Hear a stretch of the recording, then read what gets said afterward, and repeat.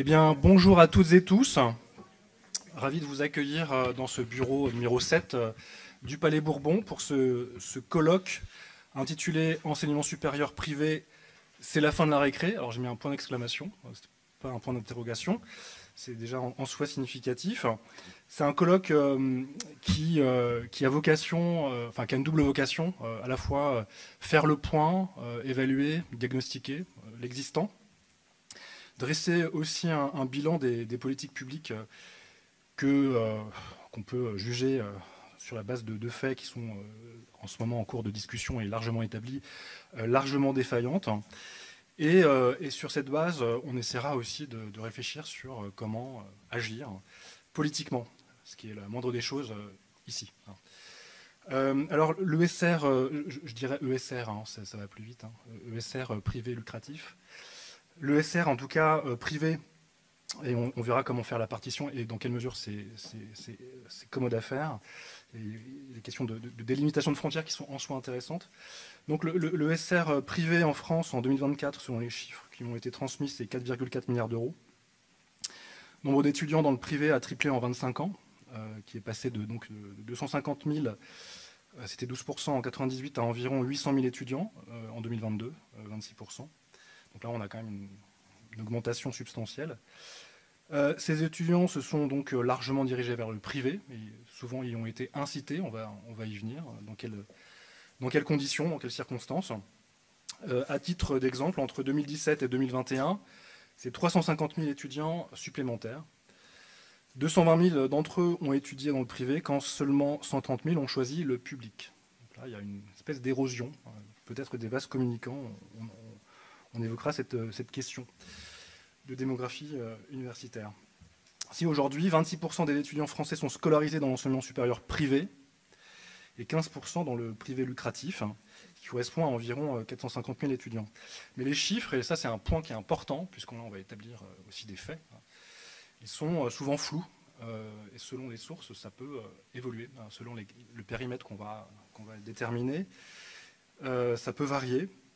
C'est même difficile d'ailleurs de dégager des éléments de définition, de voir quand commence le privé lucratif notamment, et aussi la question du critère de lucrativité qui est en soi disputé. Pourtant, et c'est la raison pour laquelle aujourd'hui ça fait débat, il y a eu des fraudes, des arnaques qui ont été révélées souvent dans la presse nationale. La DGCCRF a enquêté sur 80 établissements privés, 56% d'entre eux présentaient des anomalies sur au moins un point de la réglementation en vigueur, ce qui tentait à montrer qu'il y avait clairement des défaillances, comme je l'évoquais tout à l'heure, mais encore plus encore. Donc il y a une actualité, je pense que là, ça tombe à point nommé, cette discussion qu'on va avoir aujourd'hui. Il y a une actualité soudaine, publique et nationale. Cela dit, le problème, il était déjà là. Il a été examiné ici même, à l'occasion d'un rapport parlementaire réalisé par les députés Béatrice Descamps et Estelle Follet. Alors moi, je n'étais pas député à l'époque, mais j'avais un peu suivi les débats à distance. Donc elles s'étaient penchées sur ce secteur et ses dérives. Il y a un rapport très substantiel qui a été publié en avril 2024 qui fait le point avec un certain nombre de recommandations. Et aujourd'hui, ça sort encore un peu plus avec de nouvelles révélations, des débats qui ont cours dans la presse nationale sur les fonctionnements de ce secteur qui vise à marchandiser l'ESR avec des groupes dont le nom circule aussi dans l'espace médiatique et une myriade de sociétés commerciales qui sont plus ou moins connues. Je prendrai comme point de référence, point d'appui, l'ouvrage enquête Le Cube de Claire Marchal, qui nous fait l'honneur d'être présente aujourd'hui, qui vient de sortir, c'était la semaine dernière, il y a 2 semaines déjà. Et dans l'ouvrage, on y découvre le business d'un de ces groupes, de ces holdings, Galileo, multinationale qui a grossi ces dernières années, qui gère ces cohortes d'étudiants comme on gère des statistiques financières, avec une interface, une application, enfin un logiciel, le Cube, qui permet de gérer les flux et d'optimiser, c'est le maître mot qui ressort constamment dans l'enquête, de telle sorte que ce business soit florissant et transforme toutes les sociétés qui sont acquises dans le cadre du groupe en cash machine. Donc là, l'objectif, il est clairement, en tout cas, lucratif, avec des objectifs de rentabilité très élevés, et qui a des effets majeurs, hein, notamment y compris sur les ressources humaines, hein, les gens qui travaillent dans les écoles. Il y a un certain nombre de burn-out qui sont révélés. Donc ça, c'est un livre qui vient de sortir et qui suscite des prises de position, des réflexions normatives aussi, hein, sur pourquoi à un moment donné il s'est passé ça, pourquoi à un moment donné ce business florissant a été amené à croître. C'est un des sujets qu'on va aborder aujourd'hui. La réponse gouvernementale vis-à-vis de ce type de marchandisation du savoir, et des offres de formation, pour l'instant, elle est de l'ordre de la réaction de crise, une communication de crise qui s'est engagée, hein, avec une ministre de l'Éducation nationale, Elisabeth Borne, qui a dû en répondre, hein, à un moment donné, face aux journalistes. Et pour l'instant, la réponse, elle est de l'ordre du rappel à l'ordre. Le président de Galileo a été accueilli au ministère pour évoquer le problème. On ne sait pas trop ce qu'il a filtré de cette discussion. Enfin, j'ai rien vu.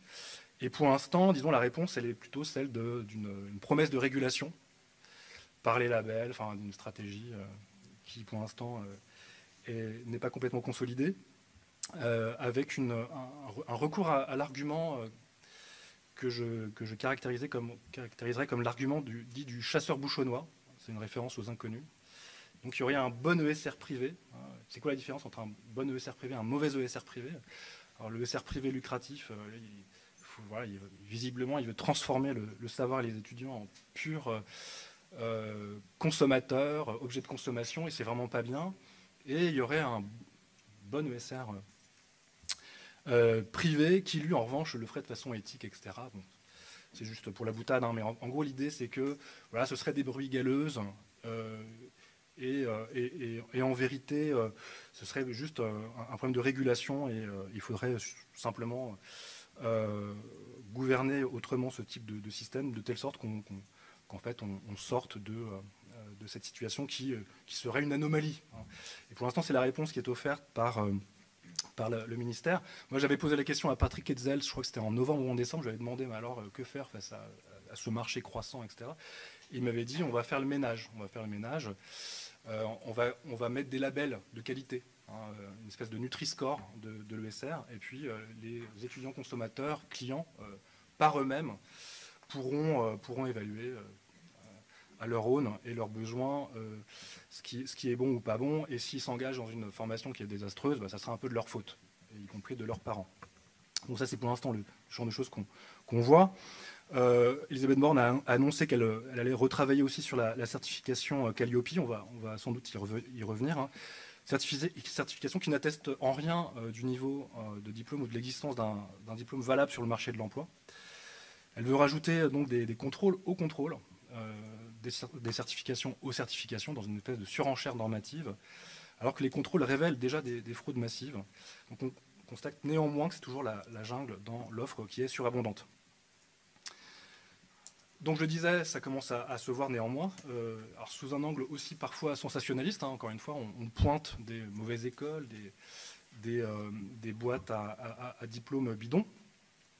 Et là, les effets sont en tout cas désastreux, et c'est généralement chroniqué sous cet angle-là, hein, sous l'angle de la consommation, en l'occurrence les étudiants, qui à un moment donné choisissent de s'engager dans des formations qui ne sont pas forcément les plus pertinentes.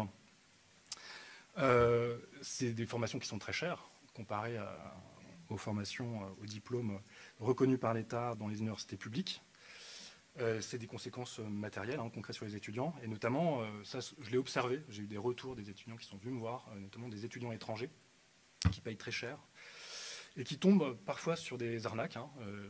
J'ai 2 ou 3 cas qui me sont venus en circonscription, d'étudiants qui ont été littéralement arnaqués, hein, par des pseudo-écoles qui vendent absolument rien, hein, des formations à distance, qui coûtent vraiment pas cher à mettre en place, et il n'y avait absolument aucune espèce de parcours pédagogique sérieux.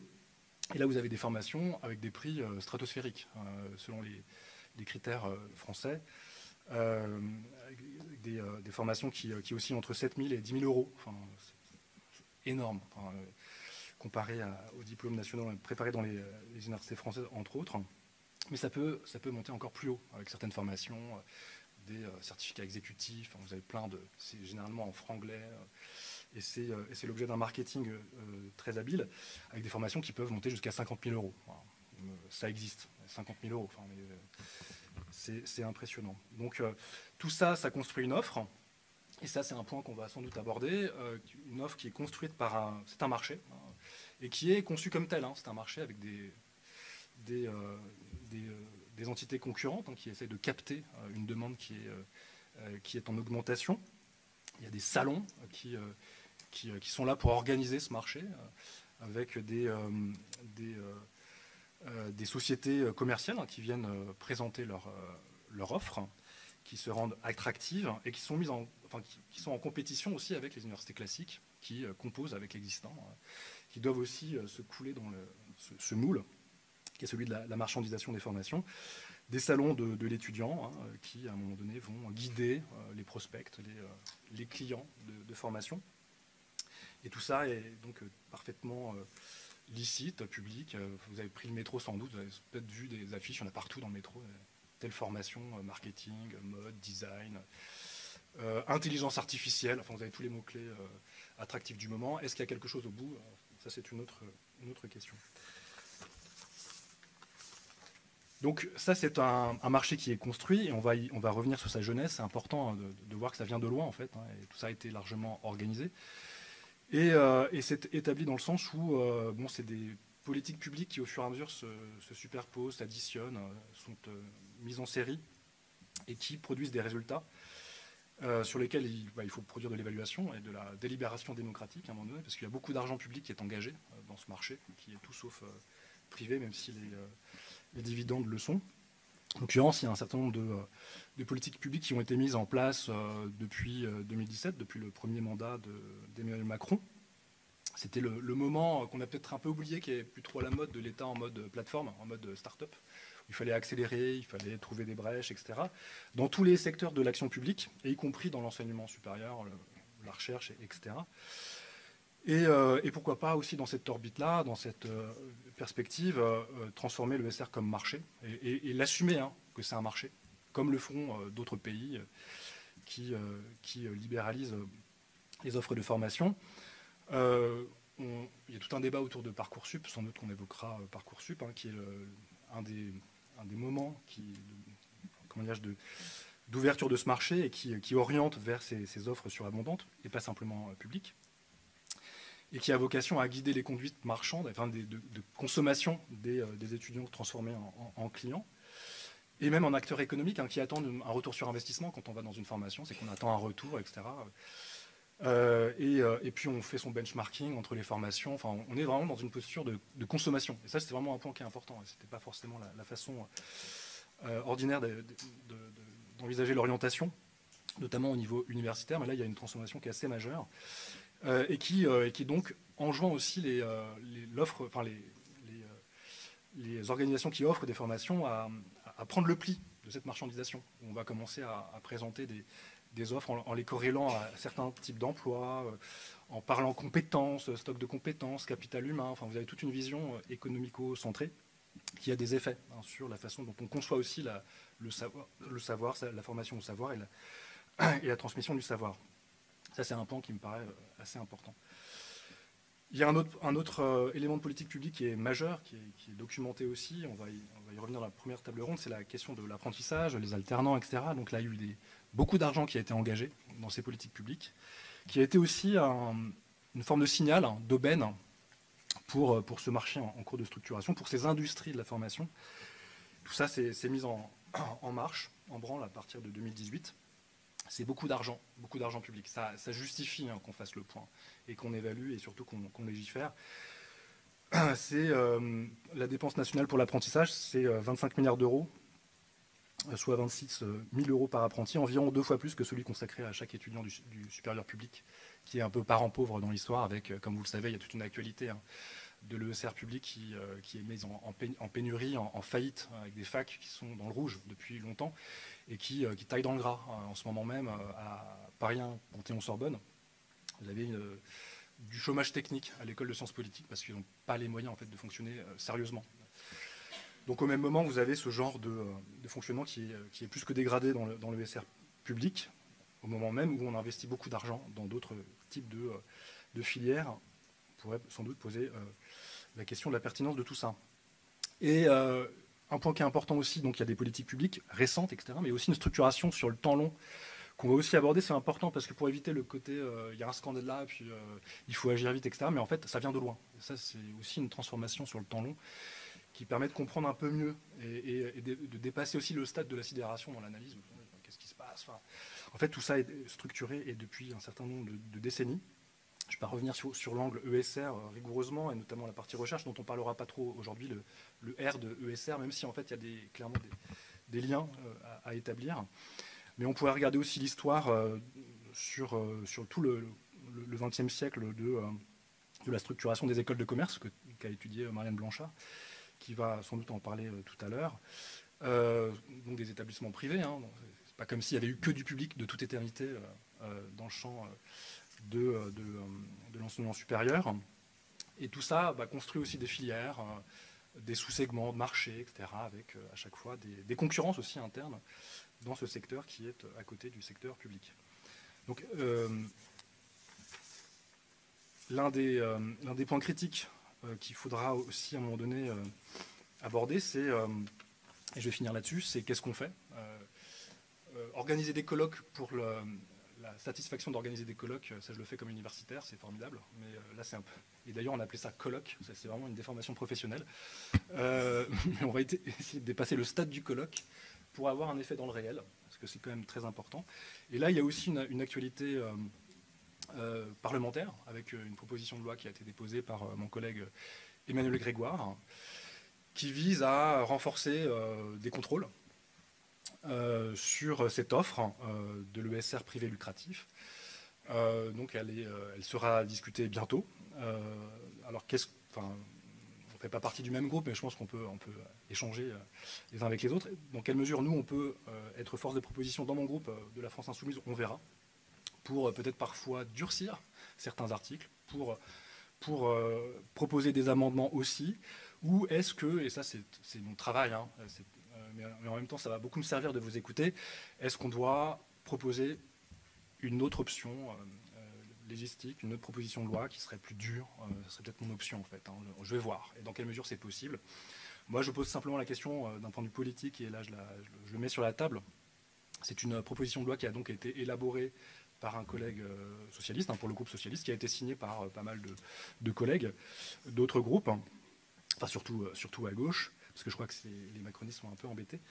Elle a été négociée avec le ministère de l'enseignement supérieur et de la recherche, ce qui se fait souvent, mais là dans un moment un peu particulier où on a quand même des ministères qui tiennent à pas grand-chose, et des ministres qui peuvent disparaître du jour au lendemain, donc en termes de continuité l'action publique, ça pose toujours des questions, y compris dans l'exécution d'actes réglementaires. Et donc là, la question de la pertinence politique, à un moment donné, de lutter, là je le dis de façon un peu dure, sur des dérives qui sont politiquement très questionnables, de le faire avec un gouvernement dont le programme est précisément de casser l'ESR, moi ça me pose question. Voilà.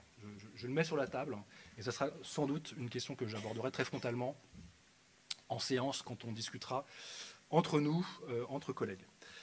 J'en dis pas plus, j'ai été plus long que prévu et je m'en excuse. Donc on a deux séquences dans ce colloque. Ça reste quand même un colloque, puisqu'on va parler. Une première table ronde, l'idée c'est de faire le point, un état des lieux le plus... alors, c'est 1h30 en fait, ça aurait duré toute la journée, mais, parce qu'on est curieux en plus.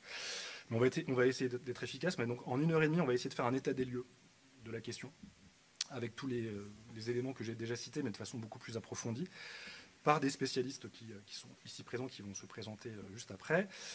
Cette table ronde sera présentée par Karine Fischer, qui est à ma droite, co-animatrice du groupe de thématique ESR à la France Insoumise, et professeure des universités à l'Université d'Orléans, Et merci de venir aujourd'hui. Donc on aura cette première table ronde en guise d'état des lieux de diagnostic. Et une deuxième, ce sera les conséquences concrètes sur les universités. Et on aura des prises de parole d'organisations syndicales, d'enseignants-chercheurs et d'étudiants. Et ce sera Marie Messmer qui animera juste après. J'en ai fini. Merci encore d'être présent pour ce colloque. Moi, j'en attends beaucoup. Là, je suis un peu en mode atelier, donc je vais beaucoup noter. J'écoute les bonnes idées. Et puis, à la fin, avec Marie, si on est inspiré, on essaiera de monter en généralité d'un point de vue plus politique sur la grande question du que faire. Voilà. Merci. Écoutez, merci de l'invitation. Je suis ravie d'avoir l'honneur et le plaisir d'animer cette première table ronde. En tant qu'animatrice du programme, on est là pour agir à court terme sur les propositions de loi, mais on est aussi là pour construire un programme alternatif. Et ce type d'intervention des personnes qui sont ici, c'est aussi des choses qui nous nourrissent à moyen terme. Par ailleurs, donc état des lieux du développement de l'enseignement privé. Je vais commencer par demander à chacun de nos 4 intervenants de se présenter, de présenter vos recherches, vos enquêtes, et puis de commencer à évoquer un petit peu cette question donc du privé lucratif, de votre point de vue, de situer donc les uns et les unes et les autres, en commençant par ma droite, par exemple. Bonjour tout le monde, je suis ravi d'être là, merci beaucoup pour l'invitation. Je suis Julien Gossage, je suis maître de conférence en informatique à l'Université de Strasbourg et je travaille sur l'utilisation des données administratives ouvertes pour essayer de reconstruire une vision que je dirais techno-bureaucratique de notre système d'éducation, en particulier d'éducation supérieure. Quand on regarde cette histoire de privé, alors bien sûr on peut regarder les derniers chiffres, on en a plein. Il me semble que ça ne me permet pas de vraiment comprendre ce qui est en train de se passer. J'ai l'impression qu'il faut prendre un petit peu de recul, c'est-à-dire se rendre compte que il y a 50 ans, on a construit notre système universitaire pour porter la massification. Cette massification, hop, ça allait mieux comme ça. C'est l'habitude de parler fort en amphi. Cette massification, elle aboutit à ces objectifs qu'on connaît bien, de 80% d'une classe d'âge au bac et de 50% aux diplômés du supérieur. Et en réalité, ce qui s'est passé ces dernières années, c'est que ces 2 objectifs ont été atteints et qu'on n'a pas fixé de nouveaux projets pour notre système d'enseignement supérieur et de recherche. Et ça, c'est le cas dans tous les pays massifiés. C'est-à-dire que partout dans le monde, on est en train, dans le monde massifié, hein, donc typiquement pas la Chine et l'Inde qui, eux, viennent juste de commencer leur massification, on est rentré dans ce qu'on appelle souvent la stagnation éducative, ou une période de post-massification. C'est-à-dire qu'on a qualifié notre population et on ne sait plus quoi faire d'autre.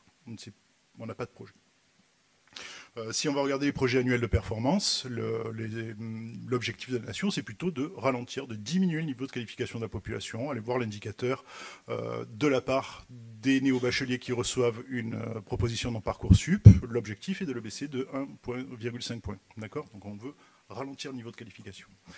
Alors ça ravive la question qui s'est toujours posée, qui est est-ce que l'enseignement supérieur est au bénéfice de toute la société ? C'est mieux d'être dans une société avec des gens qui ont des gros diplômes. Auquel cas, il est assez logique que ce soit un investissement collectif et que donc il y ait un service public derrière. Ou est-ce que c'est un investissement privé ? C'est-à-dire c'est à l'intérêt de l'individu, au bénéfice de l'individu. Et donc à ce moment-là, pourquoi pas le faire porter par un service privé qui donc commercialiserait des diplômes qui permettraient de mieux rentrer dans l'emploi, de mieux gagner sa vie. Et donc ça, c'est purement individuel. Donc cette question-là, elle se repose de façon extrêmement vive dans tous les pays occidentaux, et la balance penche clairement pour un investissement plutôt individuel, donc un développement plutôt du secteur privé, et donc effectivement une transformation en étudiants consommateurs qui vont acheter leur diplôme pour obtenir un meilleur emploi. Alors, pourquoi pas, hein. Après tout, c'est quelque chose, c'est une perspective comme une autre. Soit on recrée un nouveau projet pour l'enseignement supérieur, qui sortirait de ce truc-là, qui sortirait de la de la simple insertion professionnelle, de la simple réussite étudiante et qui viserait quelque chose d'un petit peu plus grand, comme avoir une société avec des citoyens éclairés qui sont capables d'affronter les grandes crises, par exemple. Et à ce moment-là, il faut arrêter l'insertion professionnelle et la réussite étudiante. Soit, effectivement, on fait de l'attrition de l'université, on bascule dans la commercialisation des études supérieures, mais à ce moment-là, il faut le faire bien. C'est-à-dire qu'on ne peut pas se permettre de faire comme on l'a fait ces dernières années, avec un ministère du Travail qui colle des labels un peu n'importe comment, et des étudiants consommateurs qui achètent des produits qu'ils ne comprennent pas, qu'ils vont devoir garder toute leur vie, qu'ils ne peuvent pas revendre, d'accord ? C'est un produit très particulier, le diplôme, ce qui me conduit dans une situation extrêmement difficile. Alors à ce moment-là, on va en discuter après, mais comment fait-on pour éclairer les consommateurs dans un tel système ? Merci pour ces premiers mots. Je vais tout simplement donner la parole à Marianne Blanchard. Donc, Marianne Blanchard, je suis maîtresse de conférences en sociologie à l'Université Toulouse-Jean Jaurès. Et j'ai travaillé et travaille encore sur les écoles supérieures de commerce, et notamment dans une perspective socio-historique, en fait, qui permet de voir justement que l'enseignement supérieur privé, c'est pas un phénomène récent, qui se développe depuis longtemps en lien avec l'État. J'y reviendrai si besoin. Voilà. Et j'y pensais tout à l'heure en écoutant l'introduction d'Arnaud Saint-Martin. Cette logique de marchandisation aussi, elle est assez ancienne. Hein. Je repensais à l'expression de Claude Allègre en 98 quand il a lancé EduFrance, qui disait il faut faire de l'éducation le grand marché du XXIe siècle. Voilà, on y est. Merci pour ces premiers mots. Je donne la parole à Mathis Daquino. Oui, bonjour à toutes et à tous. Merci beaucoup pour l'organisation de ce colloque. Donc, Baptiste Daquino, je mène un projet de recherche en sciences politiques à l'Université de Bordeaux sur la question de la construction d'un problème public autour de l'enseignement supérieur privé. Donc, ce colloque tombe à point nommé. Et j'ai commencé à travailler sur la question de la demande étudiante, sur la création, en fait, d'une demande, somme toute artificielle, pour des formations privées post-bac. Donc, je déroule mon propos ou... Vous pouvez dire 2-3 mots si vous voulez. Donc oui, alors justement sur ce qui m'a fait tomber, on va dire, sur ce sujet, c'est une prolifération effectivement assez massive et visible, surtout d'écoles. Donc moi, je suis à Bordeaux, donc dans un campus qui donne en plus vue sur la Garonne. Ça va être un des arguments commerciaux. Et cette prolifération, elle s'accompagne effectivement de tout un tas de politiques publiques qui aident ces établissements à s'installer, notamment vis-à-vis des collectivités territoriales qui subventionnent par exemple, ainsi que ces écoles se positionnent énormément sur la question de l'apprentissage. Et donc ça m'a conduit à travailler sur les politiques publiques qui construisent et accompagnent cette demande pour les formations privées. Je pense qu'on a l'occasion d'en parler. Merci. Merci. Claire Marchal. Oui, bonjour. Bonjour à tous et à toutes. Donc moi, je m'appelle Claire Marchal, je suis journaliste d'investigation et j'ai travaillé ces 2 dernières années sur une enquête pour Flammarion sur l'enseignement supérieur privé lucratif. Il y a 2 ans, cette initiative, elle est née de cette observation de la croissance de la part des effectifs étudiants dans l'enseignement supérieur privé. Et cette part est largement favorisée, enfin cette croissance, elle est favorisée par l'augmentation des effectifs dans le lucratif. C'est la raison pour laquelle je m'y suis intéressée. Je voulais comprendre quels étaient ces groupes, ces multinationales, comment elles fonctionnaient et comment ça se passait de manière très pratique ensuite dans ces écoles pour les étudiants, pour les salariés.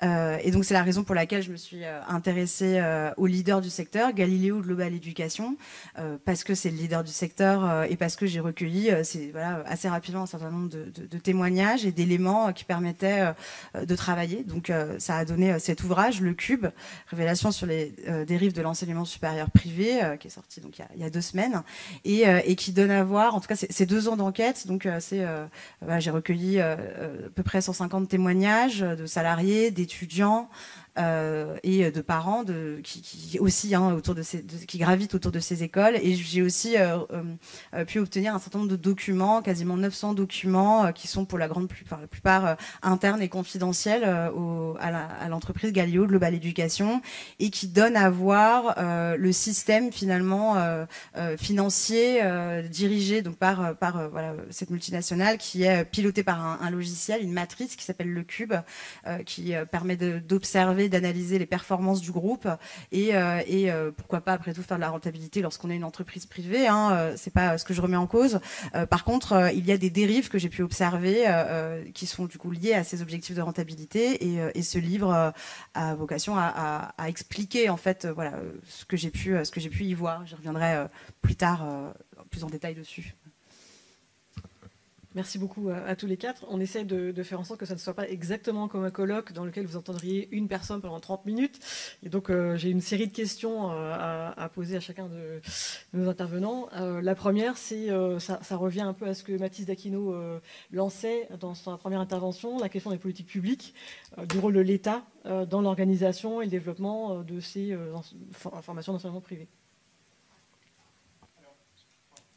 Donc, mon travail remonte à peu près jusqu'à donc, une loi qui n'a pas vraiment directement entré à ces questions-là, mais qui est la réforme de Vaquet, qui a été, entre guillemets, une réforme qui a échoué, et qui a montré, en tout cas aux politiques publiques, qu'on ne pouvait pas réformer l'enseignement supérieur par la force, parce que grosse mobilisation étudiante, mobilisation de la communauté universitaire, et se développe depuis 1986 tout un tas de politiques publiques incrémentales, donc c'est ce qu'on appelle à petits pas, des politiques de petits pas, qui vont en fait petit à petit marchandiser, effectivement, Julien Gossard en parlait, l'enseignement supérieur, jusqu'à arriver sur une privatisation donc exogène. Donc, en sciences politiques, on distingue sur la question des privatisations, deux types de privatisation. Donc endogène, c'est-à-dire l'arrivée de logique du privé au sein des universités publiques, au sein des établissements publics, et une privatisation exogène qui correspond en fait à un grignotage, on va dire, du privé sur les effectifs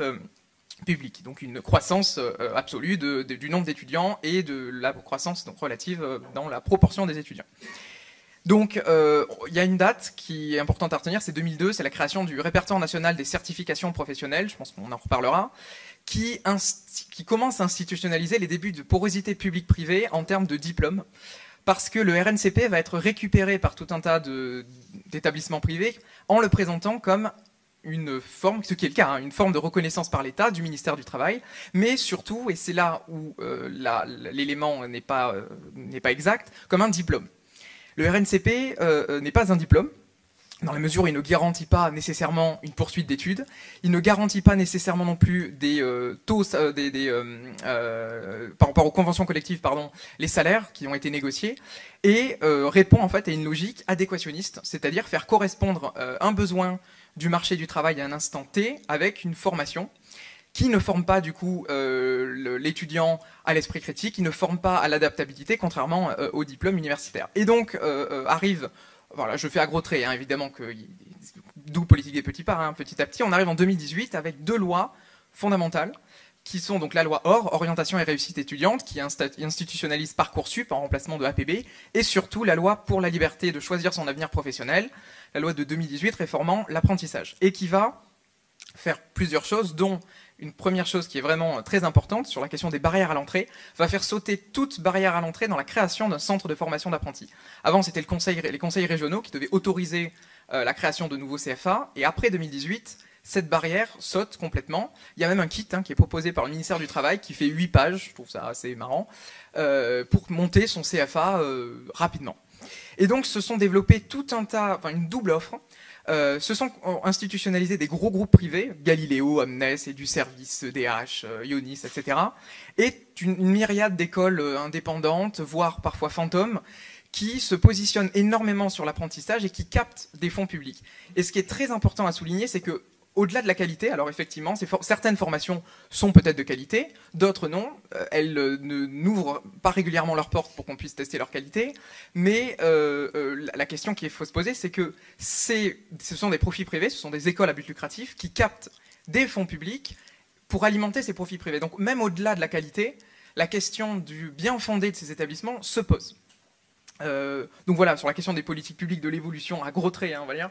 2018, 2020, l'aide à l'embauche des apprentis est passée donc aide exceptionnelle de 8 000 € et le nombre de CFA a doublé, et porté essentiellement par l'enseignement supérieur, donc des CFA privés d'enseignement supérieur. J'ai envie de dire, tout le monde s'est découvert une vocation pour la formation en apprentissage après 2020. Donc en croisant les chiffres de France Compétences, de la DARES, du ministère du Travail et de Bruno Coquet, qui est un chercheur qui a beaucoup travaillé sur la question de l'apprentissage, je suis tombé sur un chiffre de 40 milliards d'euros entre 2018 et 2024 qui a été distribué, pour le dire comme ça, à l'enseignement supérieur privé, quand sur la même période, pour les établissements publics, BTS public inclus, c'est 10 milliards d'euros. Voilà, pour donner un constat. Alors ces chiffres-là sont peut-être dévalués et sont surtout pas vraiment consolidés, puisque tout le monde donne un chiffre différent et ça pose des grandes questions également, on va en parler. Voilà, merci. Oui, ça ouvre un énorme sujet, cette question des chiffres. Effectivement, personne n'a l'air d'être d'accord. Est-ce que peut-être Marianne Blanchard, vous pourriez rebondir sur ces questions-là? Oui. Ouais. Alors moi, je vais parler essentiellement des écoles de commerce, mais les écoles de commerce, pour rappeler, c'est plus d'un tiers des étudiants aujourd'hui scolarisés dans le privé sont scolarisés dans des écoles de commerce, gestion, comptabilité. Donc ça représente un point important de ce secteur. Et je vais juste commencer par quelques chiffres. Les étudiants en école de commerce, c'était 1% des étudiants en 1970, 5% en 2010, et aujourd'hui, on est à peu près à 10%. Donc on est aussi sur une croissance extrêmement forte du secteur. Et ce qu'il faut rappeler, c'est que historiquement, donc ça a été un enseignement privé, mais en fait aussi mixte, parce que d'emblée, enfin assez rapidement, ces écoles ont été organisées sous la houlette des chambres consulaires, qui elles sont des établissements publics. Ça, c'est important de le rappeler, parce que une large partie encore du financement de certaines de ces écoles est via les chambres de commerce, et donc c'est un financement public, quoi qu'en disent les écoles. Et dès la fin du 19e siècle, l'État reconnaît en fait ces premières écoles de commerce et vise leur diplôme. Donc ça va induire une certaine homogénéisation, mais surtout en contrepartie, les élèves de ces écoles bénéficient de la réduction d'un service militaire qui passe alors à 3 ans. Voilà. Et donc en fait, il y a eu, alors je vous rassure, je ne vais pas vous faire toute l'histoire depuis le 19e, mais c'est de montrer qu'il y a eu un rôle de légitimation et d'accompagnement de ces formations dès leur création, en tout cas en ce qui concerne les écoles de commerce. Et plus récemment, l'État a fait un gros cadeau à ces établissements en 2003 lorsqu'elle leur accorde la possibilité d'obtenir le grade master. Alors on se dit, bon, c'est administratif, mais en fait, l'université, à ce moment-là, elle perd ce qu'on appelait le monopole de la collation des grades, c'est-à-dire que c'était la seule à pouvoir décerner un vrai diplôme de master, et les autres écoles avaient des équivalences. Donc un diplôme master qui permet de s'inscrire ensuite en thèse, par exemple, ou d'accéder à certains postes de la fonction publique. Donc c'est non plus une équivalence, mais la possibilité de décerner des diplômes qui ont exactement la même valeur que les diplômes universitaires. Et l'État a fait la même chose très récemment, en 2021, avec le grade de licence qu'il est désormais possible aux écoles de décerner. Merci. Je pensais passer à Claire Marchal pour peut-être plus spécifiquement le privé lucratif.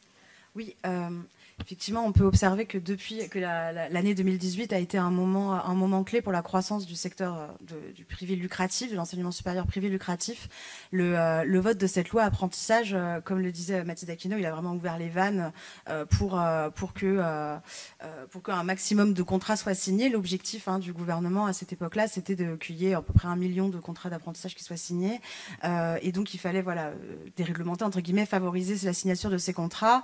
Moi, ce que j'ai pu observer sur l'enquête que j'ai menée principalement sur Galileo Global Education, c'est qu'il y a véritablement eu entre 2018 et 2019, Galileo a commencé vraiment à croître en termes de contrats d'apprentissage à partir de 2019 jusqu'à aujourd'hui, qui a été majeur avec quelques milliers de contrats d'apprentissage signés entre 2018 et 2019 dans le groupe. On est passé en quelques années seulement à 20 000, 25 000 contrats, 29 000 contrats d'apprentissage signés.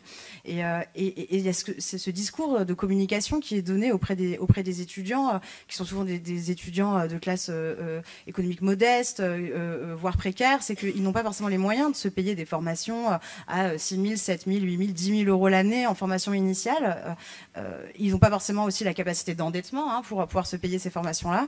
Donc on leur dit, en fait, si vous venez dans nos écoles grâce au contrat d'apprentissage, vous n'allez pas avoir à débourser le moindre centime, et c'est vrai, mais c'est pas pour autant effectivement que c'est gratuit, c'est simplement que c'est les dotations, les fonds publics qui vont payer, qui vont financer finalement l'année scolaire de ces étudiants à la place des étudiants.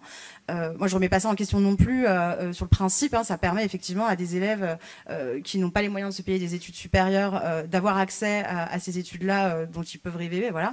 Le problème, c'est ensuite quand on voit comment ça se passe à l'intérieur de ces établissements. Est-ce que les taux d'insertion qui sont proposés sont effectivement réels? Est-ce que quand on propose 80% de taux d'insertion à l'issue d'une formation, est-ce que c'est vraiment le cas? Je peux aussi parler du fait que, alors moi j'ai pu observer que c'était pas forcément toujours le cas justement. Hein, voilà, je vous invite à le découvrir dans le livre, mais sur certains bassins d'emploi, effectivement, il peut y avoir de la place en apprentissage, mais pas forcément ensuite pour un contrat signé. On a vu que certaines entreprises vont multiplier les contrats d'apprentissage sans forcément embaucher derrière les apprentis dans un emploi stable.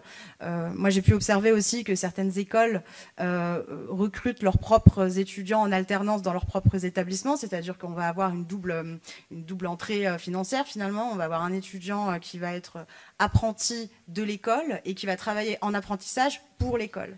Ça, c'est quelque chose qu'on voit dans un certain nombre d'établissements. À ce titre-là, j'avais pu échanger avec une étudiante de l'école en ligne Studi. Donc là, on est sur des écoles 100% en distanciel pour une formation, là, je crois que c'était RH, et qui est donc dans le campus Studi. Donc elle est étudiante chez Studi 100% en distanciel. À côté de ça, elle va travailler pour l'école Studi dans sa formation RH. Ça va pas du tout être à la hauteur de ses espérances. Ça va finir par claquer la porte. D'ailleurs, elle le témoigne et elle n'est pas la seule. Donc ça pose question effectivement des fonds finalement publics qui sont alloués à ces établissements-là, si tant est que les formations ne sont pas à la hauteur et que les capacités d'insertion ne le sont pas non plus. C'est ce que j'interroge aujourd'hui. On parle de la réforme de l'apprentissage. Une dernière chose, donc c'est 2018, c'est porté par Muriel Pénicaud, qui est ministre du Travail. Je tiens juste à souligner qu'aujourd'hui, elle est au conseil d'administration de Galileo Global Education et que là aussi se pose la question de la porosité finalement entre les politiques publiques, les hauts fonctionnaires de l'État et ces établissements d'enseignement supérieur privés lucratifs qui ont connu une très forte croissance par le vote de ces réformes-là. Voilà. Moi, j'ai une question de curiosité. S'agissant des tarifs de ces formations, comment ils sont établis, sachant que de ce que j'ai compris, ça a augmenté tendanciellement d'une année sur l'autre. Donc comment ça se structure, ce marché des diplômes? Comment on aboutit à des variations entre 5 000, 7 000, 8 000, 10 000 euros pour un bachelor ou je ne sais quoi. Enfin, c'est quoi les façons, comment on structure ce marché des formations et pourquoi ça augmente tendanciellement, ce que vous montrez dans l'ouvrage? Alors, comment est-ce que les prix des formations sont fixés en tant que tels? Ça, je l'ignore. Et puis, les prix des formations sont très variables en fonction des écoles et des formations. Il semble, en tout cas, moi, ce que je constate, c'est qu'effectivement, dans un grand nombre d'établissements, on constate qu'en première année, ça va coûter, par exemple, 8 000 euros. La seconde année va coûter 8 200. La troisième année va coûter 8 500. Et qu'en même temps, on constate qu'il y a une baisse du nombre, une baisse du volume horaire de cours. Il y a moins ça coûte plus cher, il y a moins de cours. On entend souvent dans les échanges que j'ai pu avoir avec les directions, les cadres de ces groupes-là, c'est qu'on dit que les étudiants, ils sont captifs. C'est un investissement qui est très stable parce que lorsqu'ils payent une année, en fait, ils ne vont pas en payer qu'une seule, ils vont en payer plusieurs. Ça revient à ce que vous disiez plus tôt. Donc, effectivement, on a plutôt intérêt, si on le souhaite, à augmenter les tarifs. Une dernière chose que j'ai pu observer, pour revenir assez rapidement sur les contrats d'apprentissage, moi, j'ai pu observer qu'une année qui va coûter 8 000 euros en initial, lorsqu'elle est dans une école, lorsqu'elle est proposée en apprentissage, donc l'étudiant, le futur apprenti, ne va pas voir le prix de la formation puisqu'il n'a pas à la payer. C'est les OPCO, les opérateurs de compétences, ensuite, qui vont, en gros, les institutions de l'État qui vont financer les formations. Moi, ce que j'ai observé, c'est qu'une formation, si en initiale, elle va coûter par exemple 8 000 euros, en apprentissage, les prix vont souvent gonfler, 9 000, 10 000 euros, et qu'en réalité, alors ils disent ils vont répondre que c'est parce qu'il faut payer plus cher finalement, parce qu'il y a l'accompagnement de l'étudiant en apprentissage qu'il faut faire, qui légitime de gonfler le tarif. Les personnes avec qui je me suis entretenue, qui travaillent dans ces écoles, me disent que c'est pas forcément le cas, parce que lorsqu'on est en initiale, il y a aussi des stages. Donc on accompagne aussi les étudiants. Donc en tout cas, il semblerait que les prix soient plus importants lorsqu'il s'agit d'être financés par l'État. C'est aussi une question qui se pose de capacité de régulation, de contrôle finalement de la gestion de ces tarifs-là qui se posent, et aussi des enjeux de transparence, puisque ces tarifs-là ne sont pas publics, ne sont pas communiqués, à la différence des tarifs en initial. Merci beaucoup. Donc on était sur les politiques publiques. Donc je vais laisser la parole à Julien Gustave au cas où vous voulez rebondir là-dessus. Et je voulais vous proposer aussi de nous diriger vers cette deuxième question sur les conséquences. Alors il y a d'un côté les causes et de l'autre côté les conséquences sur les universités publiques. Qu'est-ce qu'on peut en dire ensemble ? Alors oui, c'est peut-être le moment de commencer à parler de Parcoursup, qui est quand même l'outil d'articulation entre le secondaire et le supérieur. Alors ce qu'on voit, c'est qu'il y a deux phénomènes. Donc c'est beaucoup Annabelle Alouche qui regarde ça. Le premier phénomène, c'est l'angoisse, c'est-à-dire comment on fait attendre des étudiants qui ont peur. Évidemment, ça devient une opportunité pour le privé, qui est beaucoup plus rassurant, puisqu'il suffit de faire le chèque et vous êtes pris tout de suite. Ensuite, on voit un mécanisme de judiciarisation, c'est-à-dire de plus en plus, on va aller contester en justice les avis qui ont été rendus dans Parcoursup. Il y a une chose qu'on n'a pas encore trop regardée dans Parcoursup, c'est la qualité des informations qu'on va donner à l'étudiant consommateur. Si vous allez voir, c'est toute l'idée de Parcoursup, la transparence des indicateurs, la transparence de l'information, on va mettre plein d'informations. Je ne suis pas sûr qu'il y ait beaucoup de familles qui soient capables d'interpréter un taux d'emploi salarié en France ou un taux de réussite. Je veux dire, il y a plein de façons de calculer un taux de réussite. Il y a plein de façons de calculer un taux d'insertion professionnelle et en fait, c'est compliqué. C'est-à-dire que c'est un vrai boulot de comprendre ces trucs-là. Et là où il y a un énorme problème dans Parcoursup et où le public, clairement, est en position de faiblesse, c'est que nous, c'est l'État qui nous impose le calcul de ces indicateurs. D'accord ? C'est Insersup qui va calculer tout ça. Pour le privé, c'est l'école qui affiche le taux qu'il veut, qu'il a calculé avec la méthodologie qu'il veut et qu'il n'est même pas obligé de mettre vraiment le vrai chiffre. D'accord ? Donc comme il n'y a pas de contrôle, il n'y a pas de méthodologie d'un côté, on annonce un petit peu ce qu'on veut, et par contre, dans le public, calcul par appariement de fichiers administratifs, et c'est vraiment très dangereux que des gens fassent des choix d'orientation sur la base de deux nombres qui ont l'air de se ressembler, mais qui sont en fait pas du tout calculés pareil, pas du tout produits pareil.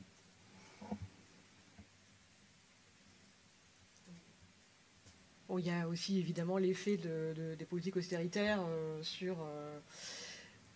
on n'a pas encore parlé, donc je me permets de relancer là-dessus aussi un petit peu quand même. Oui, je peux dire.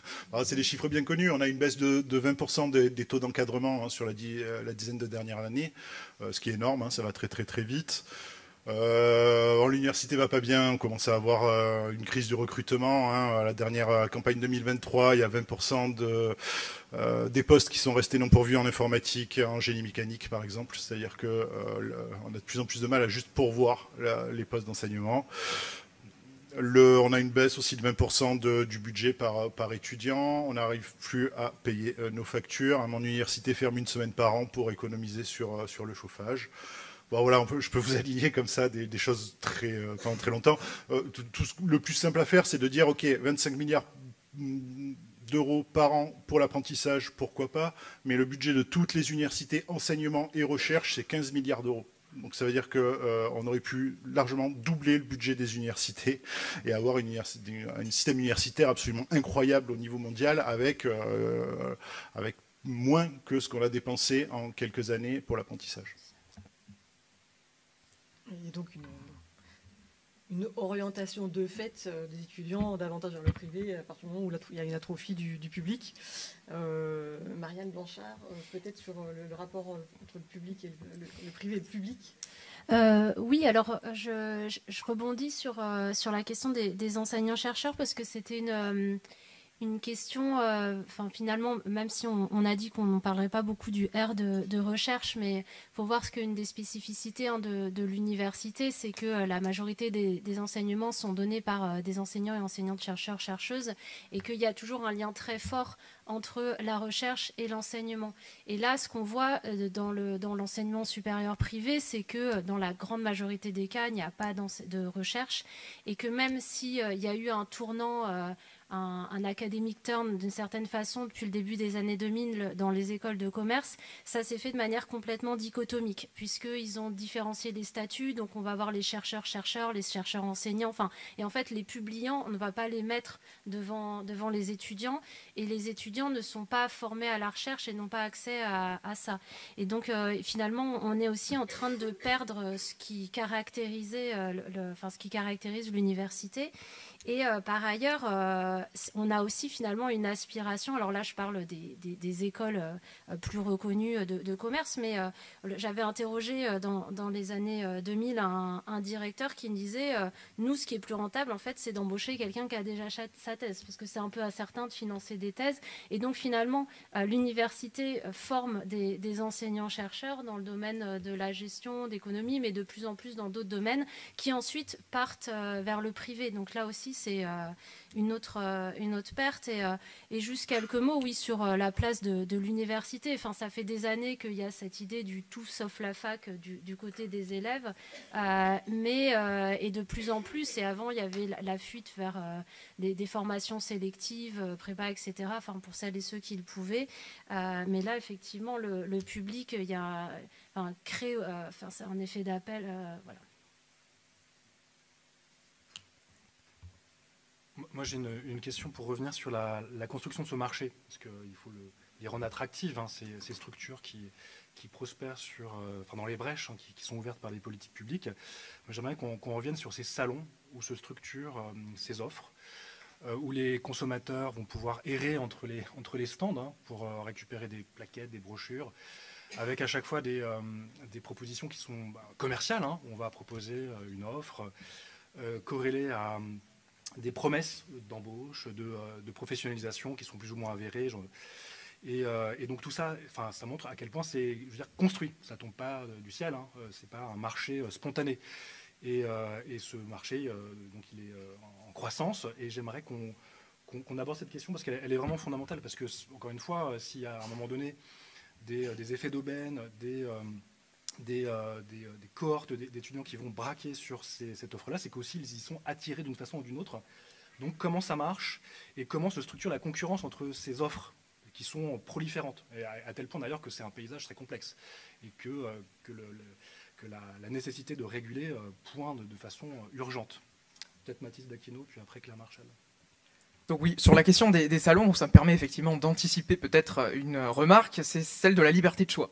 Parce qu'on entend beaucoup parler autour de la construction en fait, de cette demande, le fait que ce sont les étudiants qui choisissent, ils n'ont pas de pistolet sur la tempe, ils choisissent d'aller dans ces établissements-là. Et effectivement, cette demande va se structurer autour d'espaces marchands, que sont les salons, et pas que. Autour des salons, il y a également le phoning, dont Claire Marchal parle pas mal dans le livre, des prospections qui vont être faites par certaines écoles aux abords des lycées, des campagnes publicitaires sur les réseaux sociaux, etc. Donc ça participe, entre guillemets, le terme de salon, on va l'élargir au terme de captation marchande. Oui, voilà, mais par contre, le salon est le cœur, on va dire, de cette captation. Parce que, d'abord, il y a une surreprésentation massive de l'offre privée en salon. Ça peut monter. Alors moi, je m'amuse parfois à faire les statistiques d'occupation de l'espace des acteurs. Et je suis tombé sur un salon en octobre 2024 à Bordeaux à 96% d'acteurs privés. Donc ça pose une grosse question sur la représentativité. Les étudiants et leurs familles qui ne savent pas vraiment, qui ne connaissent pas le paysage de l'enseignement supérieur, arrivent et se disent le supérieur, c'est que des écoles de niche, de communication, de jeux vidéo, etc. Il n'y avait pas l'université de Bordeaux, c'était un salon à Bordeaux, il n'y avait pas l'université de Bordeaux. Donc ça pose aussi question sur la présence de ces institutions-là. Mais en tout cas, le privé va, grâce à ces événements, créer en fait un paysage rhétorique à leur avantage, comme je le disais en début d'intervention, en faisant passer le RNCP pour un diplôme d'État, équivalent Bac+3, équivalent licence, on va entendre beaucoup cette rhétorique-là. J'ai même documenté certains cas de confusion, hein, c'est des stratégies de confusion, jusqu'à de la publicité mensongère qui tend à se réduire, parce que les contrôles commencent à s'opérationnaliser, mais la publicité mensongère a toujours trait, notamment sur les réseaux sociaux, parce que c'est vachement plus difficile pour les rectorats de contrôler cette publicité mensongère, parce que normalement ils ont l'obligation de le faire, mais ils n'ont pas les moyens pour le faire. Donc justement, les universités publiques, lorsqu'elles sont présentes en salon, vont être derrière des stands avec des feuilles agrafées, on va dire, et à côté, il va y avoir des affiches surdimensionnées en 3D, etc., qui vont attirer les étudiants. En vendant des formations, en essayant de les faire admettre le plus tôt possible. Donc, vous m'avez l'air exceptionnel. On fait le concours. J'ai déjà même documenté des pratiques comme ça. Sur un coin de table, vous répondez à un entretien et à un questionnaire, et vous êtes l'heureux admis dans cette école. Et donc voilà. Donc la liberté de choix, elle est nuancée pour d'abord cette raison-là, la raison de la confusion, mais surtout parce que avant tout, parce que les lycéens ne sont pas en capacité de décoder ces messages marchands, ni effectivement sur Parcoursup, c'est très compliqué. Le ministère dit il y a une information, elle est transparente, c'est vrai, mais c'est pas parce que l'information sur Parcoursup est transparente que tout le monde arrive à la comprendre. C'est la même chose en salon. Il y a une saturation de certifications, de labels, RNCP, les grades, le privé qui crée ses propres labels. Je pense à la Fédération d'enseignement privé qui a créé son label Bachelor, etc. Donc voilà, une saturation de labels qui rend la compréhension difficile et donc la liberté de choix supposerait une information parfaite. L'information parfaite n'est pas là, donc ça pose effectivement des questions. Et alors, je me suis rendue moi aussi sur des salons étudiants dans le cadre de mon enquête. Je ne vais pas en reparler trop longtemps, juste effectivement l'argumentaire qui est quand même donné, c'est vous inquiétez pas, ici c'est pas la fac, c'est un peu ça. C'est vraiment profiter en fait de la mauvaise réputation finalement, alors, profiter en tout cas jouer sur la mauvaise réputation de l'université publique en disant, et c'est des étudiants eux-mêmes qui sont les ambassadeurs et ambassadrices de leur propre établissement et qui font la communication sur ces salons-là. Souvent d'ailleurs ils peuvent gratter quelques points pour valider des diplômes en participant à ces salons-là et qui disent ben voilà nous c'est pas la fac, en tant qu'étudiant t'es accompagné, l'amphi il est super, c'est professionnalisant, vraiment t'inquiète pas, ici c'est super quoi. Quand on est anxieux, quand on est jeune bachelier, futur étudiant et qu'on voit en fait effectivement un paysage de l'université publique qui se détériore, ça peut être extrêmement rassurant d'aller vers le choix du privé lorsqu'on nous dit ça. Pour revenir rapidement sur les plateformes de call center, je me suis beaucoup intéressée à Galileo Global Education, ils en ont plusieurs, une à Soissons, une à Montpellier, quelques antennes un peu partout, ailleurs en France, il y en a aussi une à l'île Maurice. Sur ces plateformes de call center, ce sont donc des téléconseillers, des commerciaux au téléphone qui doivent toute la journée appeler des prospects dans le but que les leads deviennent des admitted. Enfin, voilà, on est vraiment dans un circuit commercialisant. Le principe, c'est que lorsqu'on se connecte en fait sur les sites internet de ces écoles, très souvent pour avoir les brochures, les tarifs, les plaquettes de cours, il faut inscrire son mail, son numéro de téléphone, ses coordonnées. Et en fait, ça va nourrir les bases de données de ces établissements, de ces groupes privés. C'est là que le Cube agit justement, puisque en fait, c'est sur ces bases de données, on va avoir le numéro de téléphone de la personne qui va arriver du coup, qui devient un prospect donc commercial. Et dans les centrales d'appel, les commerciaux vont avoir ces bases de données et vont appeler toute la journée pour savoir si cette personne est intéressée pour quelques formations, voilà, pour souscrire. On peut souscrire très vite au téléphone. Et lorsqu'on écoute, en fait, moi j'ai obtenu certains enregistrements de ces échanges, on comprend qu'il y a une communication d'ailleurs qui peut être très agressive parfois, pas parce que c'est une demande systémique et organisée par la direction directement, c'est pas formel, mais c'est que ces commerciaux, ils sont objectivés, ils ont des primes, ils font du chiffre, et que lorsqu'on a un commercial qui doit faire 30 000, 40 000, 80 000 euros d'objectifs par mois avec des primes challenge, boost, etc., des cadeaux, et ben en fait la pression qui peut être sur ses épaules à ce moment-là peut favoriser des comportements qui posent question. Et c'est ça qui est intéressant à observer et à questionner, en fait. C'est que j'ai parlé avec beaucoup de ces commerciaux qui témoignent énormément aussi de burn-out, de pression, à cause de la pression qu'ils ont sur leurs épaules, et qui se sont retrouvés, malgré eux, en fait, poussés par cette espèce de course au profit dans laquelle ils se sont retrouvés. Et c'est pas formel, mais il faut faire du chiffre. Et puis, ils sont un peu dans une espèce on m'a parlé de roue de hamster, quoi. Et ben, ils vont parfois pousser des personnes dont ils savent qu'ils n'auront pas le niveau à accepter de s'inscrire dans des établissements en jouant justement toujours sur cette communication publique-privée, etc. Donc voilà, donc ces centrales d'appel-là, sur la question de la liberté du choix, en fait, lorsqu'on est appelé, sollicité, plusieurs fois par jour, plusieurs fois par semaine. Moi, j'ai eu mes contacts, mes numéros qui ont été inscrits dans ces bases de données. J'ai eu jusqu'à 20 appels par semaine, quoi. C'est énorme. Donc, en fait, effectivement, au bout d'un moment, peut-être qu'on dit oui, quoi. En tout cas, c'est ce qui s'est passé pour certaines personnes. Voilà ce que je pouvais en dire. Dernier exemple, très rapidement, si je peux me permettre. Lorsqu'on parle de la manière dont le privé peut aller aussi capter des étudiants du public, un exemple que je pourrais suggérer, c'est aussi une histoire qui s'est produite à l'université de Créteil il y a quelques années, où il y a eu un projet qui s'appelait le projet Cap Réussite, qui n'a jamais abouti finalement, mais qui était en réflexion assez poussée. Il s'agissait pour le doyen de droit de trouver des solutions, parce que les taux d'échec à la fin de la L1 de droit sont énormes, un peu dans beaucoup d'universités, notamment à l'université de Créteil. 70%. Et donc, il avait eu cette idée de partenariat avec Galileo Global Education, qui était à un moment poussé par Martin Hirsch, qui était, après la PHP, la direction de la PHP, était aussi vice-président monde de Galileo Global Education, et qu'après réussite, l'objectif, c'était de pouvoir proposer une passerelle aux étudiants en échec à l'issue de leur L1 de droit pour qu'ils puissent intégrer l'école privée de juristes de Galileo Global Education, qui s'appelle ELIGE. Donc, ça n'a jamais abouti. Il y avait eu des événements, un événement notamment au sein de l'UPEC où il y avait eu Martin Hirsch qui s'était déplacé, il y avait une petite brochure qui avait été faite, on proposait des cours avec le cours Florent aussi, enfin voilà, parce que tout ça, ça fait partie du même groupe. Finalement, ça s'est pas fait parce que les syndicats de l'université ont un peu ouvert la parole, quoi. C'était pas suffisamment aussi lancé pour que le doyen finalement accepte de s'y lancer, donc ça ne s'est pas fait.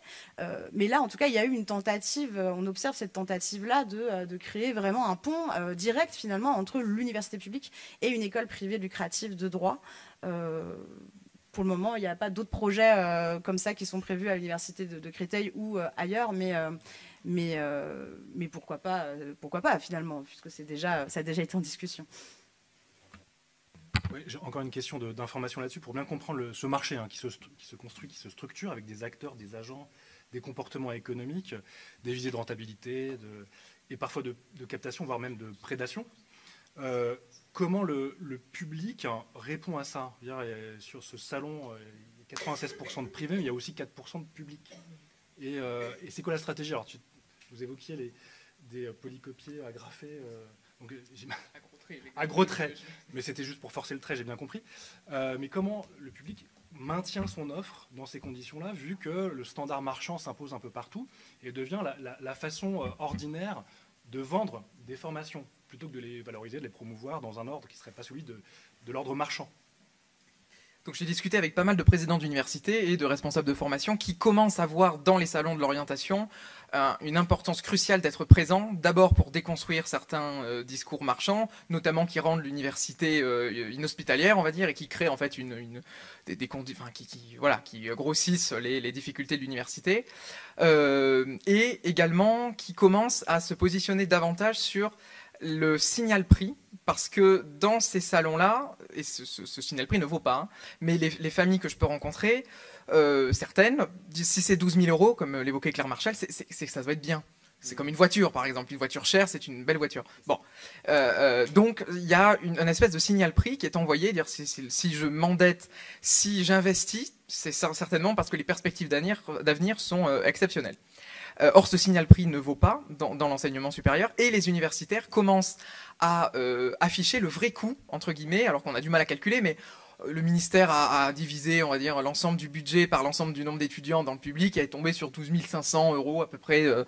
Bon, en tout cas, ça permet de montrer que c'est pas parce qu'on paye 180 euros une inscription en licence que derrière la formation est pas chère du tout, donc est de faible qualité, pour essayer de lutter contre ce signal prix-là. Il y a effectivement une communication qui va être faite sur la question publique, notamment ces derniers temps. J'ai vu des écoles d'ingénieurs, par exemple à Tarbes, il y a une petite école d'ingénieurs publics qui affiche en gros école publique, pour essayer de se distinguer justement d'une myriade d'offres privées et pour affirmer son identité qui est presque maintenant au salon devenu marginal, quoi. Voilà. Juste j'en profite là-dessus. Il y a aussi le type de salon, parce qu'ils sont plus ou moins ceux qui sont financés par l'étudiant, ceux qui sont financés par les pouvoirs publics comme les régions, par exemple. Donc il y a aussi une différence peut-être. Alors oui, tout à fait. On remarque un pont entre guillemets entre les groupes lucratifs médias, on va dire, l'étudiant, Studirama, etc., où il y a une très forte prégnance des établissements privés à but lucratif parce qu'ils payent plus cher le stand. Et leur mode, on ne peut pas jeter la pierre non plus, leur mode de rentabilité de ces institutions-là repose aussi sur l'accueil de ces établissements qui vendent leur formation et qui vont payer une unité de stand plus cher que les universités publiques. Effectivement, il y a d'autres groupes qui organisent, lorsque c'est par exemple la région Nouvelle-Aquitaine qui organise avec le rectorat son salon, on est plus équilibré, mais ça reste quand même une forte prégnance. Mais en termes, je parle d'espace, hein, parce que on remarque que parfois l'IUT de Bordeaux, qui a à peu près 20 000 étudiants, et a la même taille de stand qu'une petite école de niche qui compose 80 étudiants. Donc ça crée un paysage un peu voilà, non représentatif. Mais effectivement, ça dépend l'acteur qui organise ces salons.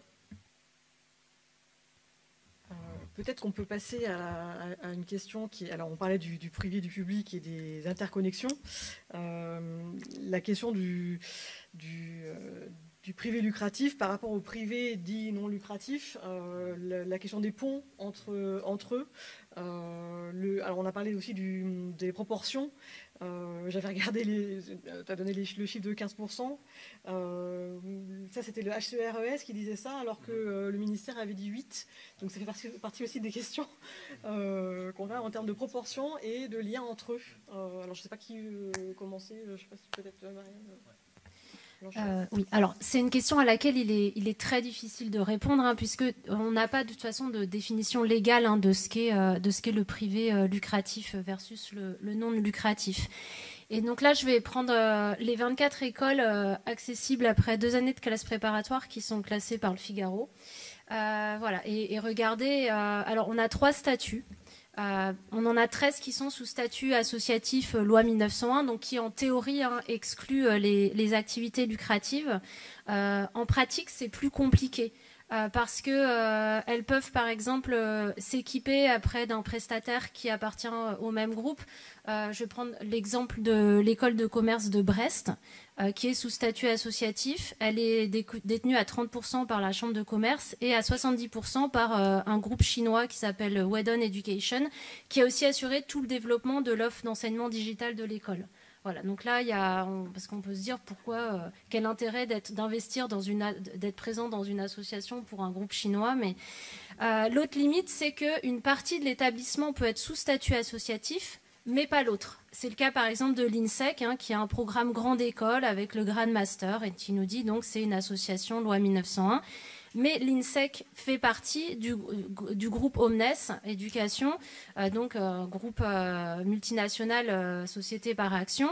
Et voilà, et donc la question se pose en fait comment s'articulent les finances entre les deux structures. On ne le sait pas. Et donc c'est pas un cas isolé en fait. C'est ce risque en fait d'avoir un modèle où on scinde les activités de l'école en deux. D'un côté, une association qui gère les programmes accrédités, de l'autre, une société par action pour l'activité lucrative.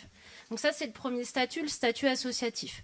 Le deuxième statut, c'est un statut qui est propre aux écoles de commerce, qui a été créé en 2014, donc les établissements d'enseignement supérieur consulaire.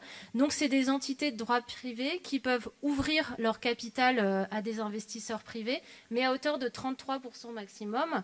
Les CCI restent un acteur majeur, elles doivent détenir au moins la moitié du capital de l'établissement, et en théorie, il ne peut pas y avoir de profit qui est redistribué aux actionnaires. Mais là aussi, en fait, à partir du moment où les actionnaires peuvent revendre leur part, s'il y a une plus-value qui est faite, en fait, ils peuvent dégager du profit. Donc là aussi, on est dans une zone grise. Et puis, donc, le dernier statut, c'est celui de l'EM Lyon, qui est une société anonyme qui est détenue pour partie par Galiléo, mais l'autre partie par la CCI. Donc là, on voit encore toujours ce mélange compliqué entre public et privé. Et un dernier point qui est important, c'est d'insister. Dans ces écoles, ce sont des groupes, c'est-à-dire qu'elles vont proposer toute une gamme en fait de formations du niveau post-bac, bac plus 3 jusqu'à des formes de doctorat, les DBA, voilà. Mais ouais, c'est après le MBA. Okay. En fait, ces programmes, ils bénéficient de reconnaissance, d'accréditation variées et ils peuvent se servir à se financer les uns les autres. Et ça, c'est quelque chose de très ancien, enfin qui a plusieurs décennies. Moi, j'avais interrogé d'anciens directeurs sur la création des programmes master spécialisés dans les écoles de commerce dans les années 80, qui disaient c'est la vache à lait ou c'est un produit dérivé, c'est vendre le nom de l'école sans avoir passé le concours. Et en contrepartie, on s'est dit, pour se faire un peu de sous, on va faire payer plus cher. Voilà, donc en fait, ces formations lucratives, elles existent à l'intérieur même de groupes pour financer d'autres formations qui sont les formations vitrines. J'emboîte le pas parce que je suis curieux sur le DBA. Ça consiste en quoi? C'est quoi une thèse dans ce cadre-là? Qui les dirige? Ça donne lieu à des résultats académiques? Ça ressemble à quoi un DBA? Non, il n'y a pas de résultats académiques. C'est un titre, en fait, puisqu'il y a voilà, c'est comme un MBA, mais oui, ouais, on peut. Alors, j'avoue que je n'ai pas été regarder dans le détail ce que c'est, mais voilà. Peut-être juste un mot très rapide sur le DBA. Généralement, ce sont des écoles qui proposent en fait à des entreprises de travailler sur un cas très précis qui sert en fait un intérêt sectoriel, on va dire, d'une entreprise et qui pose des questions également sur l'intérêt général, parce que le doctorat normalement il est censé nourrir la recherche et la société, et le DBA en fait il vient répondre à besoin d'une entreprise très très précis, voilà, et pour monter en compétences personnelles. Donc là effectivement c'est le diplôme, comme Julien Gossa l'évoquait, privé justement pour la personne, pour booster sa carrière, et pour une entreprise pour booster son activité économique. Moi j'ai une question aussi toujours sur la construction de l'offre. Il y a eu un moment, et ça a été dit, d'offres digitales. Il y a eu un moment donné où plein d'offres ont proliféré sur la base du distanciel, éventuellement de l'hybride, mais pas toujours, avec des formations, qu'on va dire un peu cheap, hein, où on a affaire à des profs à distance, des PowerPoint dématérialisés, des modalités d'apprentissage dégradées, et à la fin, néanmoins, peut-être des diplômes, entre guillemets, des certifications. Donc, dans quelle mesure tout ça a accéléré la prise de ce marché? Et est-ce qu'il y a des éléments d'évaluation, là pour le coup de dérive sur cette dérégulation par le format pédagogique qui dilue quelque chose de relativement important, me semble-t-il, hein, dans les formations, c'est la relation entre les enseignants et les apprenants, comme on dit. Hein. Là, c'est pour le coup très dilué hein, quand on est derrière des écrans. Est-ce que vous avez des éléments peut-être sur... Moi, je me suis intéressée à la croissance des formations en distanciel. J'ai observé que moi, j'ai travaillé principalement sur Galileo Global Education. Depuis quelques années, il y a une augmentation croissante du nombre de cours en distanciel dans l'ensemble des établissements pour une raison simple, c'est que si les élèves ne sont pas là, on peut en accueillir encore plus. C'est le cube, encore une fois, la croissance des effectifs. Donc, ça permet en fait de ne pas avoir à augmenter la surface des locaux des établissements tout en augmentant le nombre d'effectifs étudiants. Ils sont à distance, c'est très pratique. Ça, c'est pour les écoles, on va dire, traditionnelles. Mais il y a aussi, du coup, depuis quelques années, une croissance assez phénoménale du nombre de centres de formation en distanciel. Dans le cadre de Galileo Global Education, moi, je me suis intéressée à l'école Studi. Studi, c'est, ils disent, alors, j'ai pas les dernières données actualisées parce que ça évolue beaucoup, mais ils communiquaient à un moment sur 70 000 apprenants, donc 70 000 étudiants à distance au total. Mais c'est énorme parce qu'en fait, on peut multiplier les typologies de diplômes. Ça peut être des formations à distance de quelques semaines jusqu'à 6 mois, 10 mois, avec à chaque fois à la fin des certifications RNCP de différents niveaux jusqu'à niveau 6-7, donc équivalent bachelor par exemple. Et donc on peut avoir chez Studi par exemple, c'est un exemple parmi beaucoup d'autres, on peut suivre une formation de 10 mois pour obtenir un bachelor de niveau RNCP par exemple qui est le même titre RNCP que l'école ESG en présentiel par exemple. C'est le même titre à la fin. La différence, c'est que ces cours-là seront en 100% distanciel, financés par le CPF, financés par parfois des appels d'offres France Travail. Donc là, on est sur le marché de la reconversion professionnelle aussi, beaucoup. Depuis le Covid, on a vu qu'il y avait beaucoup de personnes qui avaient voulu se faire des reconversions. Et en plus, cette explosion du distanciel. Ce que j'ai observé dans les écoles Studi, donc c'est bien entendu des télécommerciaux également qui font du recrutement massif, que ce sont des ingénieurs pédagogiques qui créent donc les plaquettes de cours sans pour autant être tout le temps formés aux cours qu'ils vont écrire. C'est ce que j'ai eu à savoir. Donc ils vont s'appuyer sur des formateurs qu'ils vont facturer quelques jours pour ensuite aller construire des plaquettes de cours sans pour autant donc être spécialisés. Et ensuite, ça va être des cours en ligne sur une plateforme dédiée.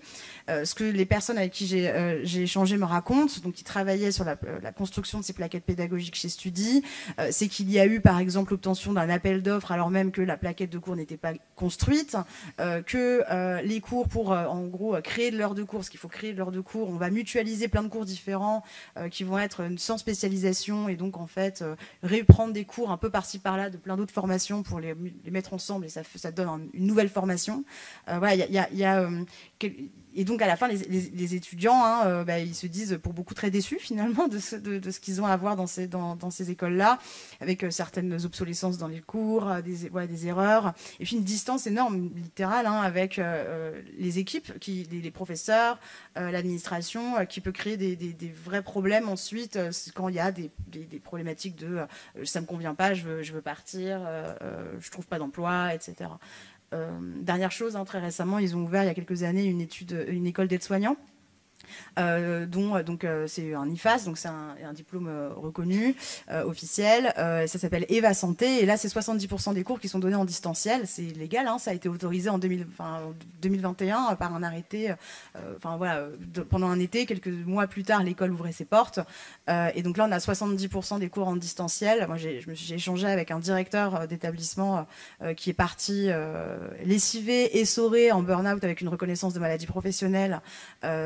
Parce que dégoûté des conditions dans lesquelles il accueillait ses étudiants et dans lesquelles il les envoyait ensuite sur le terrain travailler dans des EHPAD.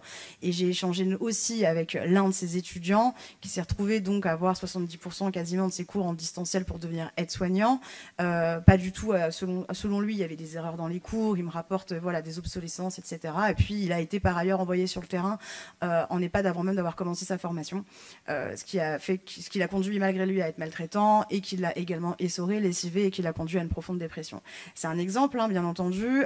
Il n'empêche que c'est aussi vers ça que le distanciel peut aller, c'est-à-dire des défauts de formation à certains moments, en tout cas ressentis par des étudiants qui ont le sentiment qu'ils ont peut-être un peu perdu leur temps. En tout cas, c'était le cas des personnes avec qui moi je me suis entretenue. Juste une petite anecdote pour montrer qu'en fait, il y a en effet une production par ces établissements de distanciel, etc. Et on voit bien qu'il y a un effet d'aubaine, c'est pas très cher, on peut les mettre en place assez facilement. Il faut remplir après les heures, c'est pas évident, mais n'empêche qu'ils y arrivent. Et à la fin, il y a des étudiants qui s'inscrivent. Mais ce procédé-là a été aussi mis en place massivement dans les universités publiques. Je me rappelle très bien, on appelait ça les MOOC, les Massive Online Open Courses. Je crois que c'est le bon ordre. Et déjà à l'époque, je me dis, c'est bizarre ce truc. Et en même temps, ça part d'une très bonne intention. On partage le savoir, c'est massif, c'est gratuit, c'est ouvert et c'est sympathique. Mais néanmoins, en fait, il y a certaines universités. Alors, je l'avais vu une fois, on m'avait invité pour participer à un MOOC.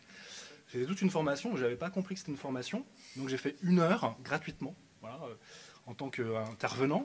Et à la fin, je l'ai vu sur un site, une plateforme, qui était en lien avec cette université en Suisse, qui monétisait sur des contenus pédagogiques fournis clé en main par des académiques qui étaient ravis de partager leur savoir gratuitement. Et à la fin, on a un marché qui se structure comme ça, mais ça fait maintenant des années que c'est complètement banalisé. Et ça, je pense que ça a préparé aussi cette évidence qu'on peut procéder comme ça pour enseigner. Le distanciel, ça marche. Il y a eu ce moment-là, évidemment, il y a l'effet Covid dans la prise de ce type de format. À un moment donné, on était tous rivés à notre ordinateur, à notre écran. C'était devenu la modalité la plus ordinaire d'enseigner, mais voire même aussi d'aller en colloque. On était sur le canapé, quand on participait à des congrès scientifiques, c'est quand même assez étonnant quand on y pense. Mais tout ça, au fur et à mesure, s'accumule et crée des effets de destin, Revenir sur ces pratiques qui sont désormais largement encastrées dans les contenus, les offres de formation, etc., ça va être compliqué. Mais tout ça, c'est toujours le même argument, je pense, qui est important, ça vient de loin aussi.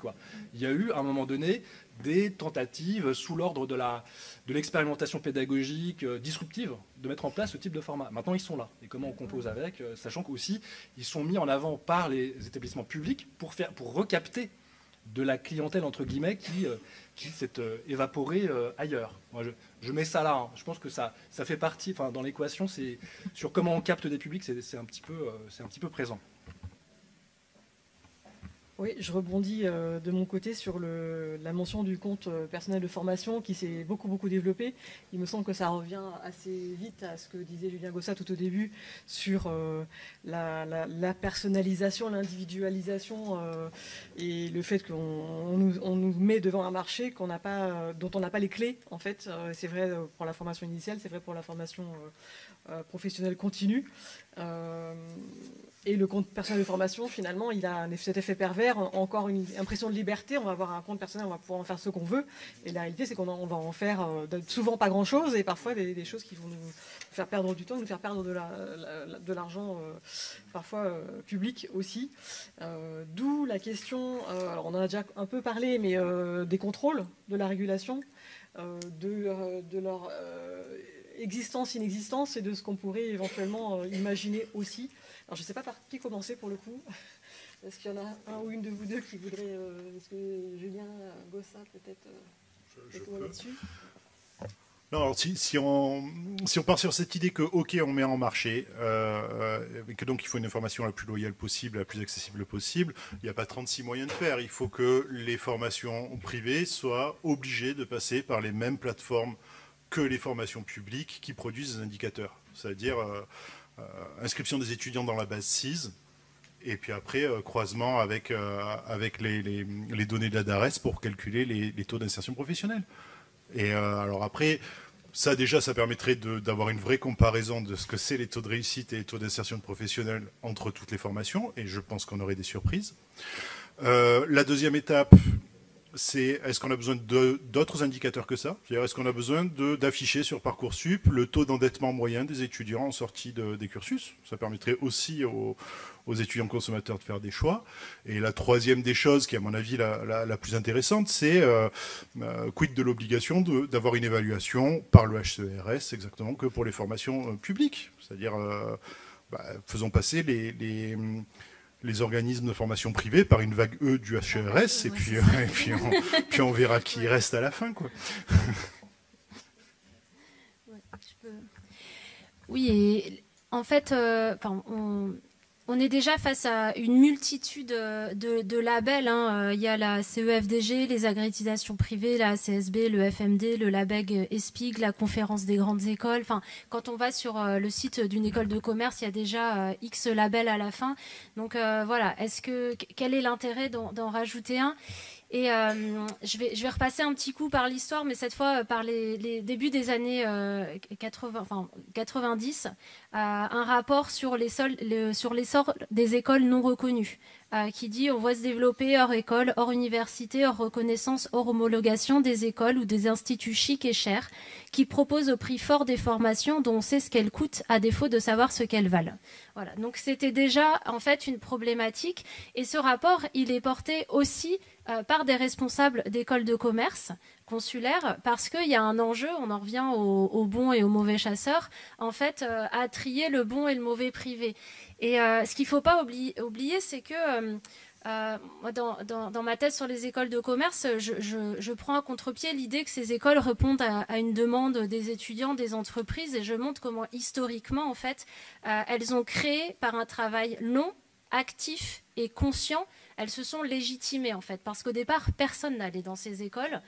Quand elles ont ouvertes, il y en a plein qui ont refermé dans les années d'après. Voilà. Et donc, il y a eu tout un travail en fait de stratégie et de stratégie qui passe aussi par l'élimination de la concurrence, c'est-à-dire dévaloriser l'université, mais dévaloriser aussi voilà, le rapport dont je vous parle de 91, il est parce qu'il y a un pic de création des écoles, des petites écoles de commerce, on pourrait dire, dans les années 1980, et il y a une volonté en fait de se légitimer. Et là, il faut faire très attention parce qu'on a mis la focale sur le privé lucratif, mais ce qu'on voit, enfin ce que j'ai essayé de montrer tout à l'heure, c'est à quel point il y a des porosités et que c'est très dur en fait de dire voilà, là c'est les gentils non lucratifs, ils font ça juste par intérêt pour le bien commun, et il y a les méchants lucratifs. En fait, la frontière elle est plus que floue, et donc il faut faire attention à ne pas légitimer l'autre privé en fait en délégitimant une petite partie, un bouc émissaire qui serait le lucratif. sur les modalités de cette légitimation, elle passe concrètement. Enfin, j'ai bien compris il fallait mettre à distance le public qui est défaillant, dysfonctionnel, etc. Mais la légitimation, elle passe par quoi là, vous évoquiez les DBA, c'est la légitimation par la voie académique des standards d'excellence. Enfin, comment on légitime cette offre du point de vue du savoir, notamment? La légitimation académique, elle est relativement récente. Dans les années 70, vraiment, on voit les publicités, c'est la solution emploi. En fait, c'est arrivé avec l'émergence du chômage. On a eu vraiment l'idée, l'école de l'emploi. Enfin voilà, j'avais regardé les pubs dans l'étudiant à ce moment-là, et c'est vraiment la thématique récurrente, l'internationalisation aussi, effectivement. Et puis très progressivement, c'est vraiment depuis une vingtaine d'années qu'on a cette dimension académique, mais qui n'est pas tant en fait à viser des étudiants. Les étudiants, ils s'en fichent un peu de la proportion d'enseignants qui ont un doctorat, mais qui est à viser en fait des systèmes d'accréditation internationaux. Voilà. Et en fait, c'était à nouveau l'idée finalement d'avoir un label pour pouvoir se distinguer dans ce marché. Et si ce label, il implique d'avoir des chercheurs avec un doctorat, bon, bah tant pis, on va avoir des chercheurs avec un doctorat. Mais c'est vraiment ce jeu pour avoir le tampon ACSB, EQUIS. Voilà. Donc, il y a un jeu vraiment de distinction permanente. Voilà, peut-être que bientôt le label ce sera d'avoir une école développement durable. Enfin voilà, mais c'est pour avoir le tampon pour se distinguer. Et il y a aussi les logiques de classement interne, de compétition entre ces écoles. On voit bien, quand il s'agit d'attraper les étudiants, quand on est dans le top 10, c'est toujours mieux. Et c'est peut-être là que le critère académique intervient. Prestige de la recherche, on a des super chercheurs, des stars académiques, comme on dit aujourd'hui. Et dans quelle mesure ça participe aussi de la différenciation de ce marché, cette course à l'excellence qui peut croiser une course à Excel, le cube, c'est les deux excellences qui se croisent, c'est-à-dire donner des gages de prestige, ce qui peut... ça c'était hyper intéressant sur la dimension du prix, plus c'est cher, plus c'est génial, quoi. C'est-à-dire que c'est de la qualité. Donc là, on envoie des signaux de ce type-là, mais aussi sur les gens qu'on va recruter, sur la dimension proprement matérielle aussi de la proposition, c'est-à-dire il est où l'établissement, il est au bord de la Garonne ou pas. Enfin bref, il y a tout cet écosystème de l'offre qu'il faut aussi assurer, qui est peut-être plus difficile à garantir quand c'est purement virtuel, j'imagine, parce que là, c'est une offre purement électronique. Mais comment se construit aussi cette offre au-delà, finalement, de la formation, d'un point de vue encore plus global, parce qu'en plus on a des logiques de marque, si j'ai bien compris, et auxquelles d'ailleurs commencent à se conformer les établissements publics.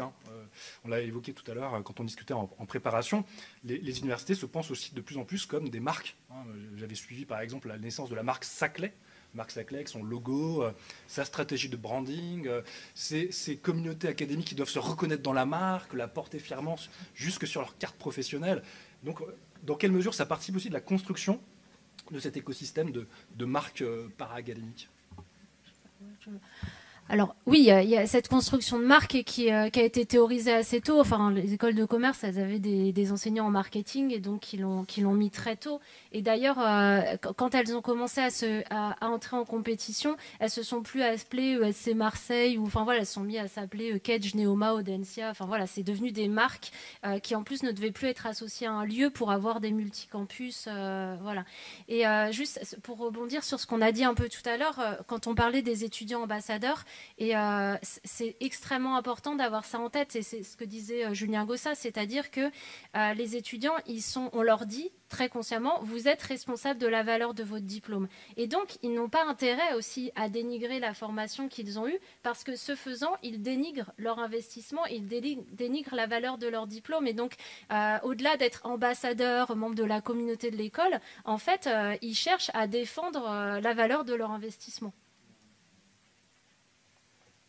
Je me permets de rebondir sur ça. Et c'est vrai, le diplôme des étudiants, enfin les certifications de ces étudiants et leur investissement, c'est leur carte de visite pour la suite de leur vie personnelle et professionnelle. Une école, c'est pas uniquement pour trouver un emploi, c'est aussi pour se construire un réseau, une communauté de personnes qu'on va pouvoir suivre tout au long de sa vie. Donc c'est aussi, il y a un ancrage social extrêmement important, d'appartenance, et puis un investissement financier énorme, un regard vis-à-vis de la famille, vis-à-vis de soi-même, vis-à-vis de la société, et la perspective de sincérité s'insérer dans l'emploi. Donc pour des étudiants qui sont déçus de leurs investissements dans des écoles privées, parler, c'est pas du tout le premier des réflexes. Il y a une peur, ils sont très jeunes, s'insérer dans l'emploi en ayant communiqué dans la presse sur sa déception, c'est donner son nom en fait à quelque chose qu'ils ont peur, qui peut leur porter préjudice, pardon. Alors que pas forcément. Hein. Mais voilà, on voit quand même que cette carte de visite là, elle pèse lourd pour eux et ils l'ont en tête tout le temps. J'ai quand même échangé avec un étudiant qui m'a dit qu'il avait honte d'avoir fait le cours Florent. Je sais pas si vous vous rendez compte, enfin, honte, c'est quand même une école prestigieuse et cet étudiant-là, il voulait témoigner anonymement parce que cette honte-là, elle est majeure et qui m'a dit je veux que personne ne sache que j'ai fait cette école. Voilà, donc encore une fois, le cours Florent, ça semble assez dingue. Pourtant, c'est pas la seule personne qui m'a témoigné ça au fil de mon enquête. C'est la raison pour laquelle beaucoup de personnes ont souhaité témoigner anonymement, notamment les étudiants, parce qu'ils ont conscience, en tout cas, ils se disent que ça va avoir un impact. Juste depuis la parution de l'ouvrage, il y a 2 semaines, j'ai reçu énormément de messages sur mes réseaux d'étudiants. J'ai constaté qu'il y avait aussi des groupes Instagram qui s'étaient créés, notamment un groupe qui s'appelle Balance ton école d'anime. Ils ont publié des tribunes sur l'école Strat, qui a été publiée chez Libération. Et en fait, on voit l'émergence d'une prise de parole d'étudiants et d'étudiantes un peu partout en France qui se disent, en fait, peut-être qu'on a le droit de parler, qu'on a le droit de parler de nos déceptions, qu'on a le droit de l'exprimer et que ça ne va pas nous porter préjudice. Moi, en tout cas, je ne suis pas là pour apporter des réponses sur politique et des solutions politiques sur les capacités de contrôle et de régulation que l'État, les décisions que l'État doit prendre. Par contre, ce que je peux dire de là où moi je me situe, c'est-à-dire en tant que journaliste d'investigation, c'est que le travail que j'ai fait et le travail qu'ont fait d'autres journalistes aussi sur le sujet ces dernières années, il permet finalement d'autoriser une prise de parole de ces jeunes-là et de leurs familles. Et puis, il permet aussi de leur donner à voir en fait une partie du secteur, d'avoir connaissance de ce qui peut se passer dans une partie du secteur. Je ne jette pas le propre sur l'intégralité du secteur et voilà, il n'en est pas question.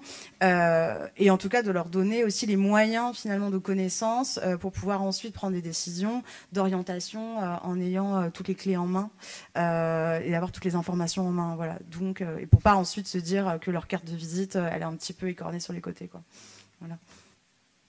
Donc, oui, pour répondre sur la question, enfin pour revenir sur la question de la régulation, il y a une régulation normalement qui est censée exister parce que le Code de l'éducation prévoit d'abord que effectivement l'université et le public conservent le monopole en tout cas de l'appellation université et également le Code de l'éducation prévoit que les rectorats sont censés contrôler la publicité de ces établissements-là. Je suis allé à la rencontre de 3 rectorats, de 3 services donc à Paris, à Bordeaux et à Aix-Marseille, qui m'ont clairement dit qu'ils n'avaient pas la possibilité de contrôler ces publicités-là, faute de moyens humains, hein, tout simplement, alors qu'ils sont censés le faire. Ils n'arrivent pas à les repérer, et quand ils ont des signalements qui remontent, ils ont peu de leviers d'action. Il y a également donc, la DGCCRF, qui est censée avoir un levier d'action. Je rappelle quand même que les étudiants de ces établissements tombent sous le coup du code de la consommation et non pas du code de l'éducation. C'est aussi important à avoir en tête la logique, on va dire, marchandisée hein, de ce secteur. Donc sur les autres pistes de contrôle, il y a Calliope. Il y a Calliope, c'est ce que les pouvoirs publics disent, sauf que Calliope est donné par des certificateurs privés. En fait, il y a une délégation par France Compétences auprès de certificateurs privés qui parfois sont des écoles elles-mêmes. Voilà, ça pose cette question-là, des porosités entre certifiés et certificateurs. Et moi, je documente dans mon travail de recherche l'échec en fait du dispositif Calliope. Quand je rencontre des étudiants dans des écoles de luxe, bachelor, mode et luxe, qui font leur alternance à Burger King, c'est pas censé être normal, parce que l'alternance c'est pas un levier pour avoir de la main d'œuvre à bas coût, c'est censé être la poursuite en fait, c'est censé être une modalité d'apprentissage en tant que telle. Et donc l'entreprise est censée former dans le secteur visé l'étudiant. Or c'est pas le cas. Et ce que je vous dis là, c'est un caractère, c'est vraiment un caractère massif. J'ai lancé une enquête auprès, donc il y a pour l'instant, donc c'est pas du tout représentatif, hein, mais il y a 125 répondants. Je l'ai pas arrêté encore, mais les chiffres datent de la semaine dernière. Je suis pas allé voir depuis. Et parmi ces 125 répondants, il y a 36% qui font leur alternance dans un fast-food. Et ça pose question parce que, par exemple, le mois dernier, Burger King, encore une fois, a lancé une campagne de recrutement de 1000 alternants. Et je suis allé à la rencontre de certains d'entre eux. Et effectivement, c'est école de commerce, école de mode, école de management du sport. Et ils font des burgers. Et donc l'allocation des fonds publics est là largement inefficace.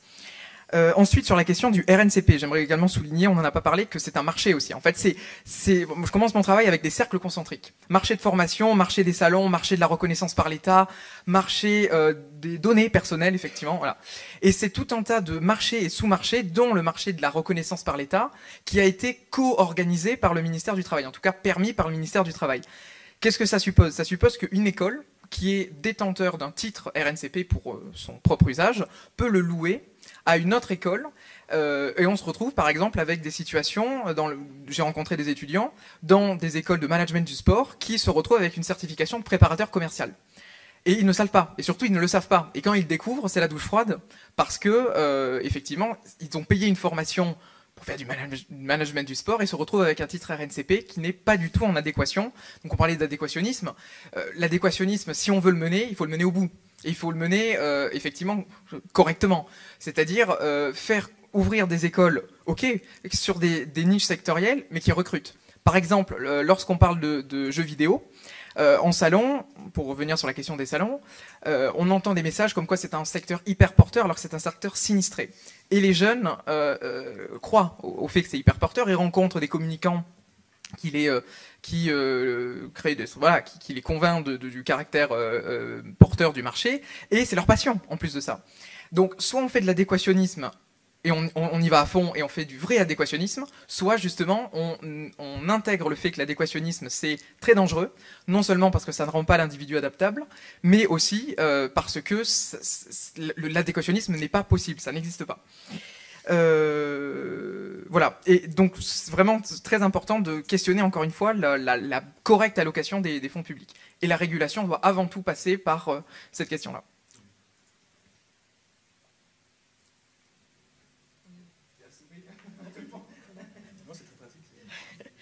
Oui, en fait, on arrive au moment un peu crucial et complexe de ce qu'on peut faire, des leviers d'action qui peuvent exister à partir de là. Donc vous avez déjà commencé à parler du fait que même c'est le levier d'action auquel on pourrait penser, ils posent problème eux-mêmes en fait, qu'il s'agisse du RNCP, de Calliope, ou même du HCERES, parce que même le HCERES, c'est une organisation problématique assez profondément et qui est elle-même opaque, dont les critères sont discutables.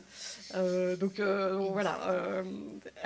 Est-ce qu'on peut aller plus loin? Peut-être que, je ne sais pas si certains d'entre vous veulent s'exprimer là-dessus aussi, sur ces questions de levier.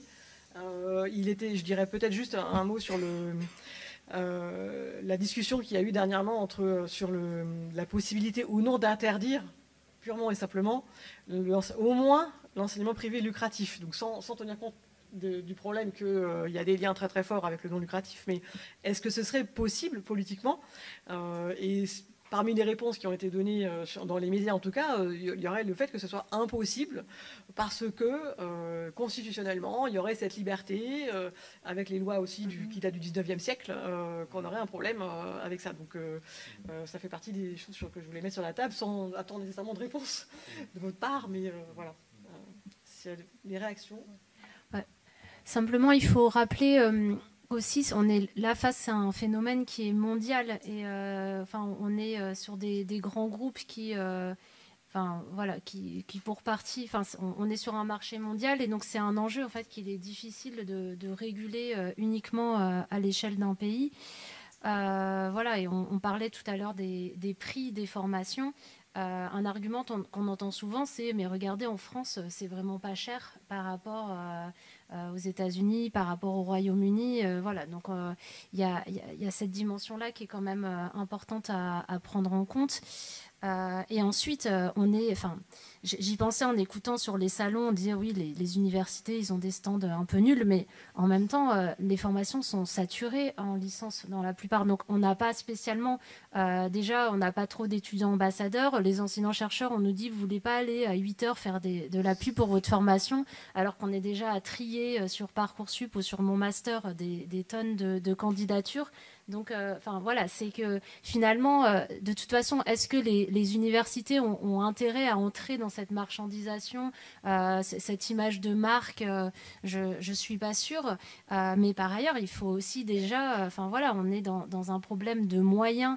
Les universités tournent avec énormément de vacataires, de non-statutaires, de personnes en situation de précarité, avec des problèmes de logistique sur les locaux, etc. Donc la question, elle est là aussi, c'est-à-dire qu'effectivement, voilà, on peut déconstruire en disant l'enseignement supérieur privé crée la demande, mais il y a aussi quand même un problème d'offre d'enseignement public. Et on a dit il faut amener 80% d'une génération au niveau bac, on y est largement maintenant, mais ensuite il faut assurer derrière sur l'offre de formation publique. Voilà, et ça c'est quand même la solution de fond. Le reste, ce serait que des pansements temporaires. Si je peux juste rajouter un mot sur la complémentarité, justement, le terme de complémentarité est beaucoup utilisé par le ministère pour justifier en fait cette privatisation. Et effectivement, si on investit en masse dans l'enseignement public et que ces secteurs qui sont extrêmement demandés et en tension sont investis par le public, effectivement, on peut faire l'hypothèse forte que le privé va se dégonfler, effectivement. Mais dans les croyances partagées des décideurs publics, ce qui remonte, c'est que, voilà, en insistant sur la complémentarité, Philippe Baptiste l'a dit la semaine dernière, c'est une très bonne chose que le privé se développe, que le privé lucratif se développe, et qui répondent à de nouveaux besoins. Donc on a un peu l'impression que dans cette conception-là, l'enseignement public a fait sa part, continue à alimenter les formations existantes, mais n'investira pas dans les nouveaux besoins, et que ce serait au privé de prendre la relève. Oui, effectivement, je crois que ça résume très bien la vision qu'on a à l'heure actuelle. C'est-à-dire pourquoi on n'investit plus dans le public, parce qu'on estime que c'est bon, il a porté la massification, et que maintenant tout ce qu'on a besoin, c'est d'une adaptation ponctuelle aux nouveaux besoins du marché du travail. Et ça, finalement, le privé lucratif le fait beaucoup mieux qu'une grosse université. Si les universités doivent basculer dans un mode de marché, il faut qu'elles fassent ça bien, c'est-à-dire qu'il ne faut pas qu'elles fassent ça en se mettant en concurrence les unes avec les autres, une concurrence qui est complètement foirée, parce que l'université de Strasbourg ne sera jamais en concurrence avec l'université de Lille, c'est pas vrai, on recrute des gens autour de notre territoire. Il y a Sorbonne et Saclay. Voilà, c'est les deux mots qui ont une portée internationale. Le reste, il n'y a absolument aucune concurrence entre établissements. Donc toute cette dépense dans des marques, elle ferait mieux d'être dépensée dans la marque université tout court. On serait beaucoup plus efficace. Et la deuxième chose sur laquelle on serait efficace aussi, c'est que quand on commence, parce qu'on commence à fixer les tarifs, on commence à avoir des DU, on commence à avoir ce genre de choses. Quand on fixe les tarifs, on agit comme des fonctionnaires tatillons, c'est-à-dire qu'on regarde combien ça nous coûte, et puis on écrit ça sur le prix. Alors qu'on ne rentre pas comme ça sur un marché. Sur un marché, on regarde combien ça coûte chez la concurrence, et puis après on estime qu'on est mieux ou moins bon que la concurrence. Je peux vous dire qu'à l'université, on est bien meilleur, il n'y a aucun problème. Et donc, en fait, on ferait mieux de faire une étude de marché, voir combien ça coûte ailleurs et rajouter 20%. Et si les autres augmentent de 20%, on augmente de 20%. Et on a intérêt à défendre le fait que c'est notre plan. Parce qu'après, moi, je suis bien curieux de savoir combien il y a de ministres qui sont prêts à signer un plan comme ça en disant « Ok, on va mettre toutes les formations universitaires, on cale direct toutes les licences à 8 000 balles et tous les masters à 15 000 balles, et puis on va augmenter en même temps que le coût augmente. » Et je pense que pas grand monde serait prêt à faire ce pas-là, parce qu'on voit bien qu'on va tout de suite vers quelque chose qui ne va pas bien marcher du tout pour personne, ni pour le privé, ni pour le public, ni pour les familles. D'accord ? Donc cette idée-là, elle me paraît bancale en réalité. C'est-à-dire que, ok, ça tourne dans l'air du temps, on pousse un peu par là-bas, mais on ne pousse pas trop non plus, parce qu'on sait très bien qu'on est au bord d'un truc qui ne va pas fonctionner et qui fonctionnera pour personne.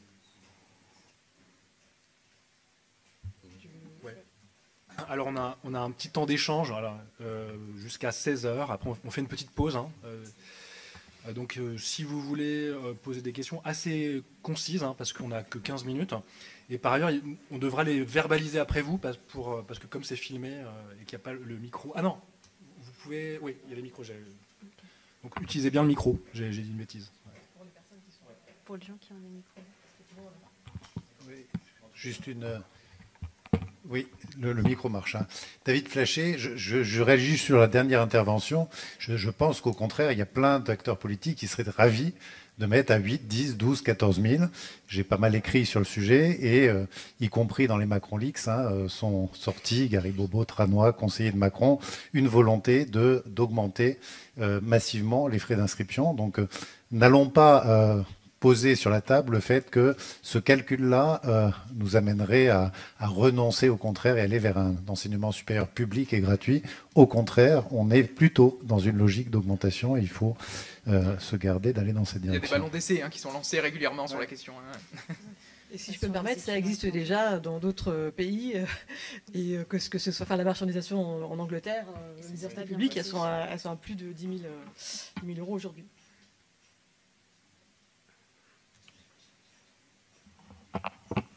Ouais, Corbin Sidoine du SNESUP. Moi, dans les mesures un petit peu à proposer, je crois qu'il y a vraiment des choses qui coûtent pas cher parce qu'à un moment, le ministère a voulu faire passer le DUT à Bac+3, soi-disant pour s'aligner sur le ELMD. Et à l'époque, on avait proposé de l'intituler le LUT pour licence universitaire et technologique. Et donc, dans une volonté de créer le flou, ils ont voulu imposer le but pour le terme de bachelor, qui pourtant nous permettait de clairement distinguer la partie publique, LMD, et la partie privée, qui était jusque-là uniquement utilisée dans le privé avec le terme de bachelor. C'est vrai que ça aurait permis d'envoyer des signaux simples. Par exemple, licence c'est public, bachelor c'est privé. Et là, effectivement, quand on va voir les familles, qu'on leur dit bachelor c'est privé, oui, mais le BUT, on m'a dit l'inverse. Donc, effectivement, ça ajoute de la confusion, quoi. Ouais. Et c'était clairement un choix politique. Oui.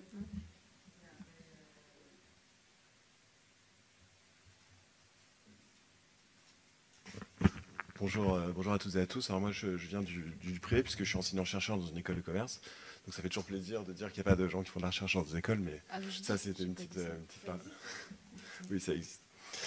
Juste pour dire, il y a beaucoup de choses qui ont été dites. Je ne vais pas prendre la parole trop longtemps, mais je pense effectivement, je pourrais expliquer pourquoi l'augmentation des prix est celle-ci. Je pourrais expliquer pourquoi il y a des chercheurs aujourd'hui dans les écoles de commerce.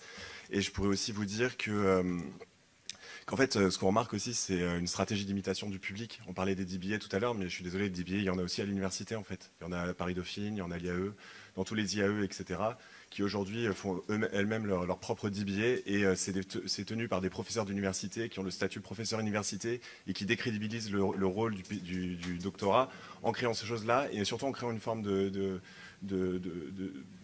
d'incertitude sur savoir si c'est un doctorat ou non, en fait, alors qu'à la base c'est juste une sorte de master de recherche pour des gens professionnels qui reviennent à l'université. Voilà, donc ça c'était un premier point. Puis il y a les communes aussi qui existent, et les communes c'est aussi des zones de tampon entre le privé et le public qui permettent aussi de légitimer le public. Et ma simple remarque, c'est de simplement dire, c'est couper l'apprentissage ou couper l'enseignement public. C'est le privé, ça c'est clair.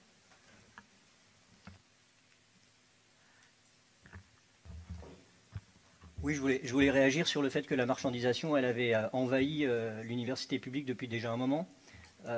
Donc je viens de l'université Paris-Saclay, et un des premiers mouvements à bas bruit, ça a été l'internationalisation de tous les masters pour fixer des droits d'inscription théoriques qui sont quasiment tous autour de 7 000 euros. Hein. Personne ne paye ce prix-là, sauf qu'aujourd'hui, avec Bienvenue en France, par exemple, et puis aussi avec les étudiants en apprentissage, en fait, la priorité de l'université, c'est récupérer des ressources propres. Donc tout étudiant qui vient et qui a un billet sur pattes est prioritaire.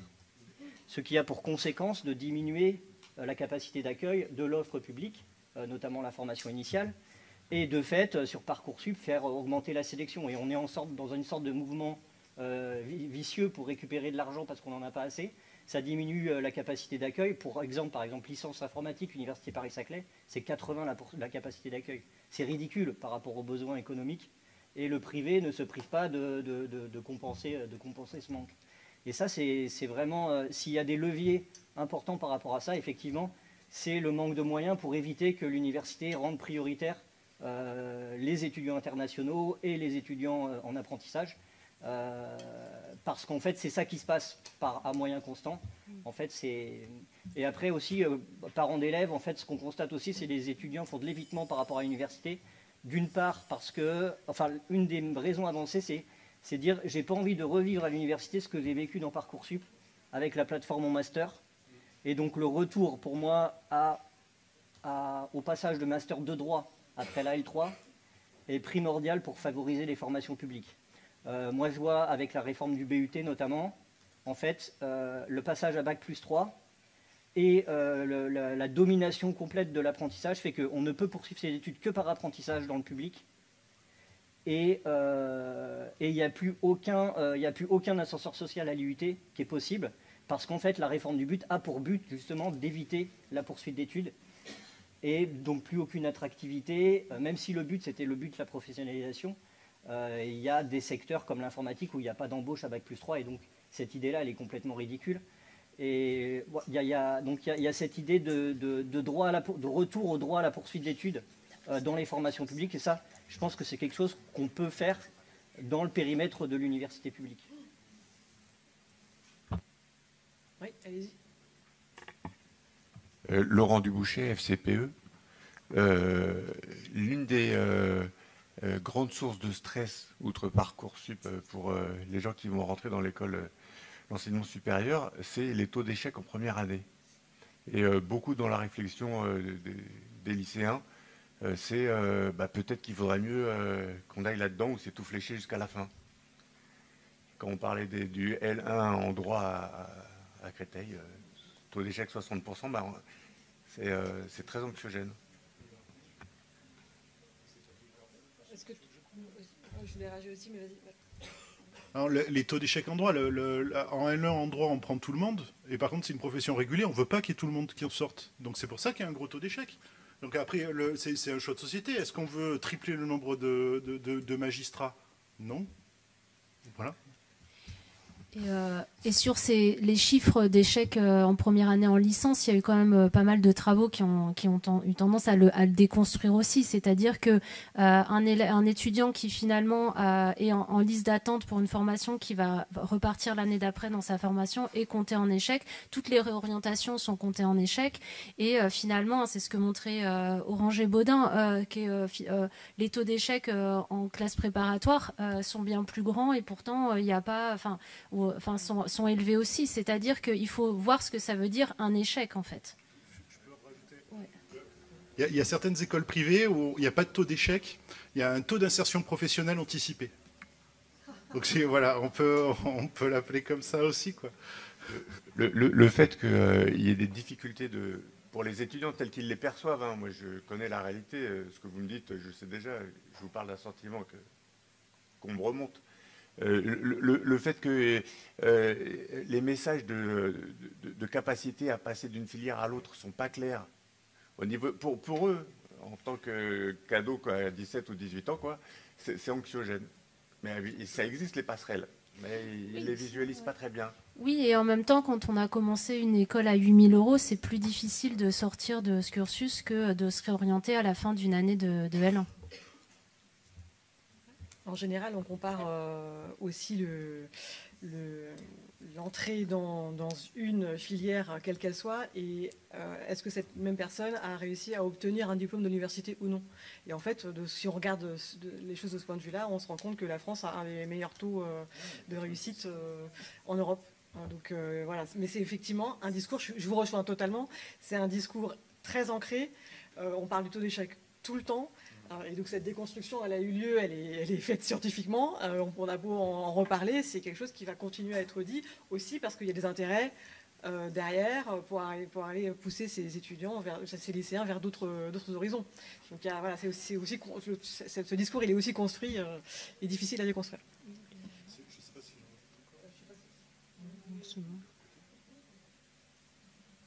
Sur les indicateurs, il y a un truc très rigolo, c'est que il y a le taux de sélection à l'entrée d'une prépa, par exemple. Au plus il est bas, au mieux c'est. C'est-à-dire au moins il y a de gens qui arrivent à rentrer, au plus la prépa elle est attractive.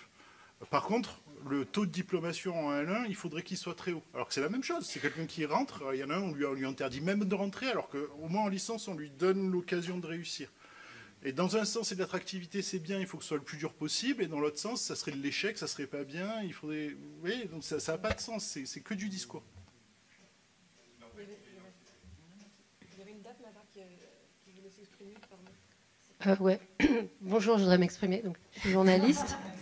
Et à France Culture, j'anime une émission sur l'éducation. Je suis aussi parent d'élèves et en plein Parcoursup.